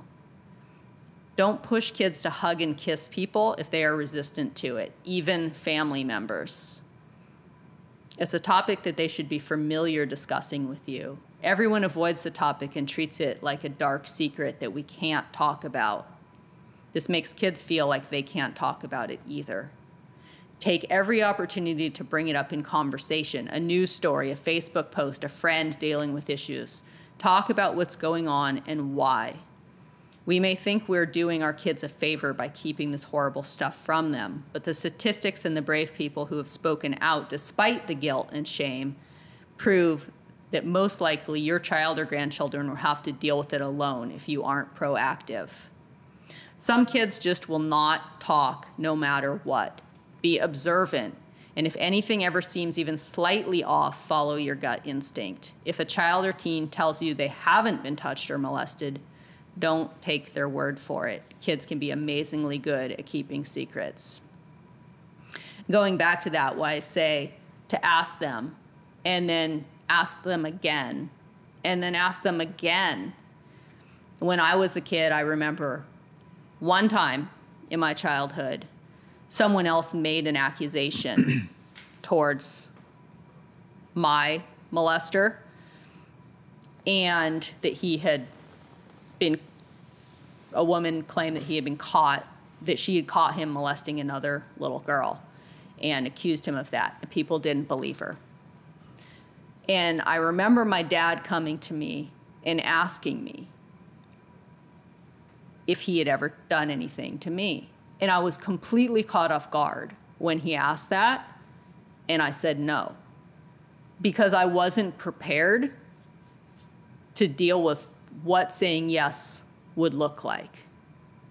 This is my, he's essentially a family member of ours. And I immediately regretted it and wished that I could tell my dad.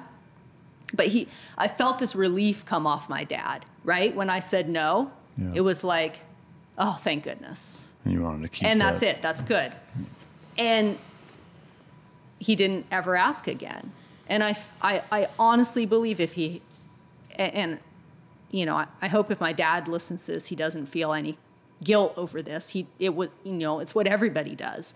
But I honestly believe that had he asked me again, or maybe again in a few days, I probably would, had I had a little bit of time to process, like, okay, I probably would have said something. And that was when I was like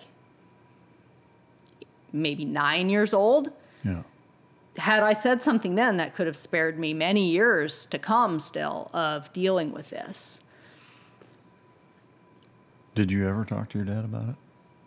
Or have you talked to him? Is he aware of it now? Yes. Well, yeah, I did a whole podcast with Jocko about it. So, and that was after she did a post on Facebook. The first time I ever talked about it, the first time I ever brought it, my family never knew. And one day I sat down and I wrote, like I said, when my daughter was 5, and I just started to feel so mad that this stuff is going on and we're not addressing it. I sat down and I wrote a big long post detailing everything, and I posted it on Facebook. So is that essentially how your dad found out? Yes. How did that go over? My dad was very, of course, felt awful. We had a good conversation about it. I don't feel like, as a child in a way, I feel like I felt like let down by my parents, because there were a lot of times where I felt like they should have seen what was going on. Like, it was right in front of their faces. He was pretty blatant about some of this stuff, you know, very handsy, always like pulling me into his lap. So I say, like, don't make your kids hug and kiss people and stuff, like even your family members. If their body language is like, no, I don't want, it doesn't mean that person has done anything wrong, but they need to feel empowered to say, no, I don't want you to touch me. Yeah. Lots of little kids are like that. But we teach them, we condition them that even if your instinct is to go, no, I don't want you to touch me, you have to do it anyways. Yeah. And that's just a detriment to them. So was there fallout internally with your family after that? I can only assume, and was the guy, is he still around? He's dead. Yeah. So he was never confronted? No. Yeah. No. Even as I got older, he died when I was about 18, and I was never able to confront him. Was there a sense of relief when he died? Oh my gosh. Yeah. You have no idea. You have no idea. Well, like I said, my mom and I have had a lot of issues over the years. I don't ever want to say anything negative about my family, but she's one of those people that's more like, oh, you know, her response essentially was, oh, it happened 30 years ago, get over it. And that's what after kind of going public with this stuff, I've been contacted by so many people, female and male, who have gone through this. It's like they're all kind of just waiting for someone to speak so that they can tell someone too, which is awesome. If my speaking out lets anyone feel free to contact me on social media and tell me your story, because you need to get it out there. But so many people did go to their parents, did tell somebody. Yeah. And they weren't believed. It was minimized. Nothing was done about it. No one was ever prosecuted. Tears families apart if a child actually does make this accusation, or an adult, you know, goes back and says, like I did, I waited till I was an adult to say anything, and then people are like, well, that was a long time ago, get over it. So with that, we talked earlier about being able to, you know, put the past in the past, how important it is to, you know, focus on moving forward and not being able to worry about or control anything that's happened to us, how shitty your childhood was or wasn't. How do you kind of leverage the two of those things? Because there's a mental health component that obviously is of a detriment to children that have that happen and has, in some instances, irreversible or at a minimum negative impacts that are very, very apparent. So how do you kind of balance those two things, I guess, and what would be your advice as it relates to that in helping kids that have been through that actually get over it and not let it continue to victimize them? I mean, to start with, we have to talk about it. Not talking about it doesn't help anybody, whether it's your own kids, that it's, you know, whether you need to prepare them for this. I feel like the best thing we can do for our kids is give them the tools to protect themselves, because we can't be with them all the time. We can't always be there standing guard for them. And even when they're very young, we need to give them the tools to know that this stuff can happen and that it's and wrong. How to deal with it. And one other thing on that is, if you're not sure how to talk to your kids about this, how to like start the conversation, and you should be starting the conversation very young. There's some fantastic books out there. Get on Amazon. I have a few, and I'm going to draw a blank on their names right now, but get on Amazon and look up. You'll be able to find it, some books. One that I have is called I Said No. I know there's a few other ones, but anyway, my kids love these books, and it's a great way to start the conversation. And read it, and then all of a sudden you have a conversation going. Yeah. But for them to minimize the damage, like if something has happened, I let it get me pretty hard for a while. And I really think that had someone addressed it with me when I was younger, I probably would have been a little bit more prepared to deal with what I was already going through. But people just avoid it. They avoid the topic. And I do have something here that I wrote. I don't know if you want me to read that now, but it's kind of about that subject. Mm-hmm. About in terms of overcoming it? Yeah. Yeah, absolutely. I mean, I can do that, or we could just talk. Yeah, no, I think that for sure, because to me feel free to absolutely read that, but then also, again, I think for anybody listening out there that maybe has kids that, maybe they're going through that, or, obviously the asking component and being persistent about it is key. But, for those out there that maybe have experienced that and they don't know how to help get their kids through it. Yeah. And again, on the heels of talking about how you focus on the future and not, the past and letting things in your past bother you. Obviously, your mom's method of fucking get over it is not the way to do that. It's not ideal, but in a way, it's not just, in a way she's right. You do need to get over it. But you don't need to just pretend like it didn't happen. Yeah.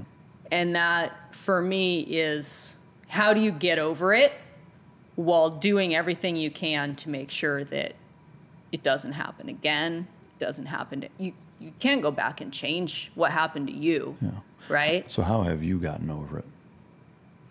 Well, I feel like I was fortunate in how I was raised. I feel it gave me a lot of maybe mental toughness, you could call it. I'm not prone to anxiety or anything like that. I did have a rough time, but I started to get perspective on life. And I try to keep that all the time. I try to always keep that perspective of like, we are so stinking lucky to be here. And I make a lot of correlations with nature and see things in nature just struggle all the time. Life isn't easy, right? Like we expect life to be easy, and it's not. It's a struggle for a lot of people. It's a struggle for a lot of animals. And I see that, and I'm like, well, things struggle, and there's still all this beauty that goes along with it. Yeah. And so getting that kind of perspective right in my mind has been the biggest thing. Yeah. I could drag it around with me forever and feel damaged by it, but what's the good in that? It's not going to help anything. Yeah. To me, it sounds like you're, again, using that, you're taking the positive and that educating your children, other children, other people. Well, yeah, turning it into something positive. Ultimately, if you let yourself be damaged forever by this, the person who did it to you, they've won. Yeah. They've won. And why would I let that happen? Yeah. All right. Yeah. If you could read that, and then we'll follow up. Yeah. This just kind of goes over some of my thoughts on basically overcoming the dark things that happen to us. Society tells us that we are damaged if we've been abused, victimized, suffered through some terrible things, and we believe it. We believe it and we embrace it because it's easier than the alternative, which is to push back and push back hard, to stand up and speak, to hold our heads high and proud and say loud and clear, yes, I was molested as a child and I am still okay. Yes, I was raped, beaten, abused. Yes, I was deeply affected by war and trauma. But you know what? This is my life, not yours, mine. And I don't plan on wasting one bit of it. You will not win by destroying my happiness. You will not win by leaving me broken. What you've given me is an edge. You've given me the edge to understand the darkness, to empathize with what others are going through. but also the fuel for my fire. And oh, what a fire it is. Society tells us that we should feel shame, that we really shouldn't speak about it because it makes other people uncomfortable, that we should keep it locked up and cry quietly about it to ourselves because it is in the past, something dirty that may not be appropriate for delicate ears. And you know what? I don't care. I don't care because society has been getting it wrong for far too long. Animals get raped and maimed by one another all the time, and humans do too, in desperate places where survival is a privilege not guaranteed by any stretch of the imagination, where it has to be fought for, tooth and nail. Wild creatures waste away, starve to death, beaten down by winter and drought, too weak even to nurse their young. Ants and bees attack one another and tear each other to pieces. Storms sweep small creatures away. Baby birds plummet to their deaths. Crows and coyotes and wolves rip newborn babies from their mothers. And you know what? That's the way of the world. It is. Because nature is cruel. And those creatures don't lie down and start feeling sorry for themselves. No.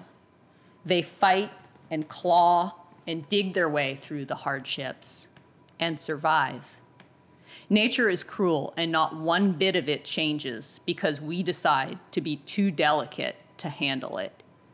And nature is equally as beautiful. It is spring meadows and wobbly-legged fawns, wildflowers and sunsets and new-fallen snow. It is love and kindness and beauty, too. No, I don't believe we have to carry damage with us like baggage throughout our lives. I believe we can feel it rage and burn and hurt, and feel it deep, feel every bit of the pain. But then we have to make a conscious decision to be done. We can keep an ember, just a spark to blow into a bonfire when we need to rage, but that is all. The rest has to burn away. There are thousands of moments in time, 100,000, 1,000,000 breaths taken, thoughts thought, that could go one way or another. Our future stamped out before us, just waiting for us to choose which path to take. There is a lonesome place where we go to mourn what we've lost, but there is another place too, in us just as certain as the dark places are. But it's a little harder to get to, a little harder to find. It's hidden somewhere behind all the insecurities and shame, behind the politeness and self-doubt and fear, but it is there, a bright place where we go to live. A place where we know what we're made of, and it is sinew and bone and blood, hot and crimson, lava red. And it is strength and fire and imagination, beauty and creativity and resilience. Oh, the resilience. And those things all shine a little brighter when the darkness has touched them. I've come to treasure those dark places because it is that darkness that has shown me how to shine. There are 500 million excuses at least, reasons not to live our lives, reasons to draw back, wounded and alone. But excuses they are, because we are still whole, mostly, and that is enough. Every tree bears some scars. Some are lightning struck and wind blown, bark peeled back so deep it's not even clear the tree is still alive. But look up there between the splits and cracks, the old weathered wood, right there at the top where the falcon roosts. There is a sprig of green, a cone, the sky as blue as a robin's egg, the breeze cool and fresh on the beauty of those quivering needles. Society tells us that we should believe we are damaged, and if we listen, we will falter, our life quietly slipping away. It isn't that much time we have here on this beautiful planet, shining like a ray of hope in the whole vastness of the universe. Not that much time before we are aged and feeble, our breath shallow, our strength slipping away. Our humanness is so big, so bold and powerful if we believe in ourselves, but it is also fleeting, snuffed out like a candle in just a breath. Don't be a weak flame while you are here. Don't waver and shake. Don't let the bad actions of another take one bit of your time away. Burn. Burn bright and hot and bold. Burn like a wildfire on a September day. Take that damage, those scars, the pain, and turn it into something beautiful, something fierce and wild and full of life, something that can help, inspire, fight back against the evil. Take that hurt and make it sing. That is a brilliantly eloquent written piece of literature that I think is really impactful and helpful, especially in terms of, looking at things from that 30,000 foot, super broad spectrum, which I think a lot of times is an invaluable way to get through things so that you're not focused and bogged down of some of the minute details and in the weeds of some of the things that may keep you kind of in that, purgatory of thinking the same thing over and over. I appreciate you writing it. I appreciate you sharing it. Thank you. And I appreciate you bringing to light something that is far more prominent than I think a lot of people realize or at a minimum are willing to admit. Yeah. And it just makes me think, ask your kids, ask them again, stay on top of it. If there is an issue, talk about it. And use resources to help everybody get through things, and then also ultimately taking a perspective like that and contrasting it to the planet and all the other inhabitants is important. And try to instill that in your children when they're young. Try to instill that broader perspective. I know it's something that comes with age and experience, but you can try to put it there as much as possible. Yeah. Well, and I think getting kids around the two things that are going to help shape that perspective, which is Mother Nature, wildlife, seeing how things really fucking work, and also traveling, taking your kids to other places. Allow them some adversity too. Yeah. Let them struggle a little bit. Yeah. Don't do everything for them. Teach them how to get up after they fail. Yeah. All right. So if you could talk about, you're working with Jocko now with Echelon Front, and talk about kind of both what you guys are doing now and how people can get in touch with you. I'm on Instagram at jason.n.gardner, and I think that's kind of my favorite of all the social media platforms. It's the easiest to talk back and forth. Working for Echelon Front, going around doing leadership consulting, both keynote speeches and workshops and stuff like that, going over those extreme ownership principles. Yeah. How did you land that gig? So Jocko and I met in 1993 in Guam. Yeah. Did you grapple with him back then? No, I didn't. And he wasn't doing jiu-jitsu then. Yeah. We were just both into like hardcore music and hit it off and kind of have stayed in contact. We were at SEAL Team 3 together. I was in a different task unit. And then I worked for him over at Tradet. And I've always seen things kind of from the same lens as he does. So we've been friends for a while. And then I had the opportunity to come work for him when I retired. So I jumped on it. What is that like? I mean, I know a lot of, he's obviously a super or hyper popular guy within, a lot of communities, business, law enforcement, military, just generally speaking. But what is the experience, working for him like? It's great, because he basically he does a great job of practicing when he preaches, and he gives you a lot of latitude. So, I have work to go out and speak to people because he busts his ass doing his podcast and just writing best-selling book after best-selling book after best-selling book. Yeah. And the hope that we can all have is that Jocko's message is popular. Yeah. It's contagious, and people are guys like Jocko and Jordan Peterson that are giving these messages of responsibility and taking ownership of stuff is popular, and people like it. So that's a beacon of hope, I think, for our society as a whole, that people are gravitating towards that and taking it instead of just like watching the Kardashians. Which, that's entertainment and there's a place for it, but it's just like not an ideal. Yeah, that actually was a question I was going to ask, but I didn't want to interrupt. Do you guys have a TV? now? No. Well, we have a TV set, We have a TV that we can watch movies on, kind of. but we don't. But no, we don't watch cable TV. Yeah. No cable. Yeah. We barely have internet where we're at. Yeah. Does that prove or provide to be a bit of a struggle in terms of business-wise of lack of communication, or is that? I mean, we have enough internet. Our internet to get works fast by. enough for us to do It's not everything fast we need enough to to do. like stream movies and stuff, but we can do what we need to do. That's how it is out here. Yeah. You're not really watching fucking Netflix or anything. Yeah. No, But- and I'd rather be outside doing stuff. Yeah. The only time that we'll like binge watch things In the winter, is when the the winter days when it get gets dark. really, But then sometimes we'll watch a series here or there. But yeah. And what? Obviously, full-time job raising kids. and Yeah, homesteading, but- raising kids, doing all of that, but also I'm working on writing a book right now. I really enjoy writing, and if you check out my social media, which I'm on Instagram, all the wild places, and Twitter, only Iris Gardner, though I post mostly on Instagram. Yeah. I write quite a bit. I do posts. I like photography and writing, so I kind of do posts where I'll write about stuff quite a bit on there. So, yeah. Yeah. Well, good stuff. Again, you guys have a very unique relationship in all the best ways.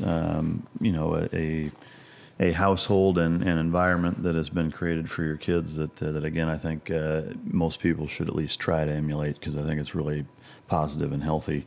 One thing on Jocko, he's supposed to come on this fucking podcast. I know he's busier than a one-legged man in an ass-kicking contest. However, he said he would do it. Feel free to hold him to that. I'll hit him up when I see him at the muster. But, he was here in Dallas, I don't know, last year or something, and again, just with it being as far out as it is, it couldn't pull it You off, really but do a great job, Mike. Oh, thank you. You do for a knuckle-dragging Yes, exactly. I appreciate it very much. Yeah, we're very happy to be here. We appreciate you giving us the opportunity as well. No, I can't thank you guys enough for making the trip out here and taking a few days, because I know that's what it takes to make these in-person interviews happen, which I will only do them in person. So can't thank you guys enough for taking the time and coming out and sharing your unique stories. Anything you guys want to add? Or Favorite pistol? Me? Well, I know you're a Glock guy. Yeah, Glock. And I concur. I like Glocks a lot. And then, but also when I joined the teams, we had the 1911s around. Really? And before So we even got before the SIGs, huh? and for a little while we had them both. Yeah. But the SIG is too big for my hands, and I don't appreciate the double action to single action transition. 100% there with you. Yeah. So right now, my everyday carry is the Kimber Ultra Carry Pro. Oh, really? I like it. And Iris is. I've got a Colt Commander, Oh, okay. 1911. I've got a Super Carry Ultra, which is a nice size Kimber, but I never carry it. But that's sitting on the 43X with this the TLR6 fucking 150 lumen light. 11 9mm rounds with that light in this package is really hard to beat. That's crazy. Yeah.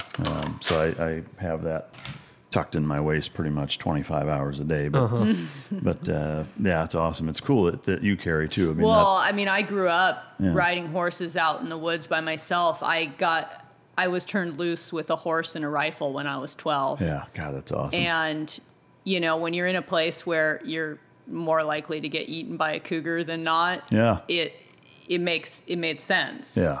And we didn't go into, I've got a story about a cougar killing my dog right in front of me when I was a teenager. Wow. And, every day when we run, there's a lot of cougars in close proximity to our house that we've dealt with. And, I love them. I love that they're there. I love that when we go out into the wild, we have to be on edge. Yeah. I feel like that's an amazing thing that people don't experience. And I love it. And I don't want them gone. I love that they're there. Yeah. But I also don't want to get eaten. No, there's an element of there's just a humbling nature about it, knowing that, hey, guess what? You're not there's always bigger, the badder top. motherfuckers out there. It makes it the actual wilderness. Yeah. It's not any fun if there's not something out there that can eat People you. that are like, oh, we need to kill all the wolves and cougars and stuff. I'm like, no, I want them there. Yeah. I want to feel that. No, that's awesome. Well, I mean, in that case, we're probably going to need to do a 2.0 podcast and talk about all these crazy growing up stories too. But at over 4 hours now, we'll go ahead and start to wrap it up here. But again, I can't thank you guys enough for taking the time. Huge shout out to Origin Labs again, maker of Jocko's products as well as their own, the boots, the jiu-jitsu gis, jeans, and a host of other things looking to come down the pipe here shortly. They are the consummate sponsor of Mic Drop Podcast. And again, shout out and thank you to Origin Labs. So last but certainly not least, a huge thank you to you guys, the listener. Without your support and constant tune in, we would not have the ability to bring you the content, the amazing stories, the remarkable guests that we have on time after time that I frankly feel, like I'm living a dream almost with, the type of people that, such as yourself and all the other guests that I've had that are willing to come here and share their story. It's really an honor to be in this position. But thank you to the listener for making that possible. It's because of you guys that we continue to be able to bring this to you. A little bit of a bittersweet news. After this podcast, you'll probably be seeing a different format in terms of the studio. We're looking at potentially moving it. So if this is the last one, you guys are the reverse of a plank owner. The reverse plank owners. But, I can't think of a more fitting couple to close out, especially in the environment that the ranch house is in. It's very much on step and in par, or on par and in step with how you guys live and kind of appreciate. So thank you for everybody. If this is the last time, I am going to miss this place. But until next time, this is Mic Drop.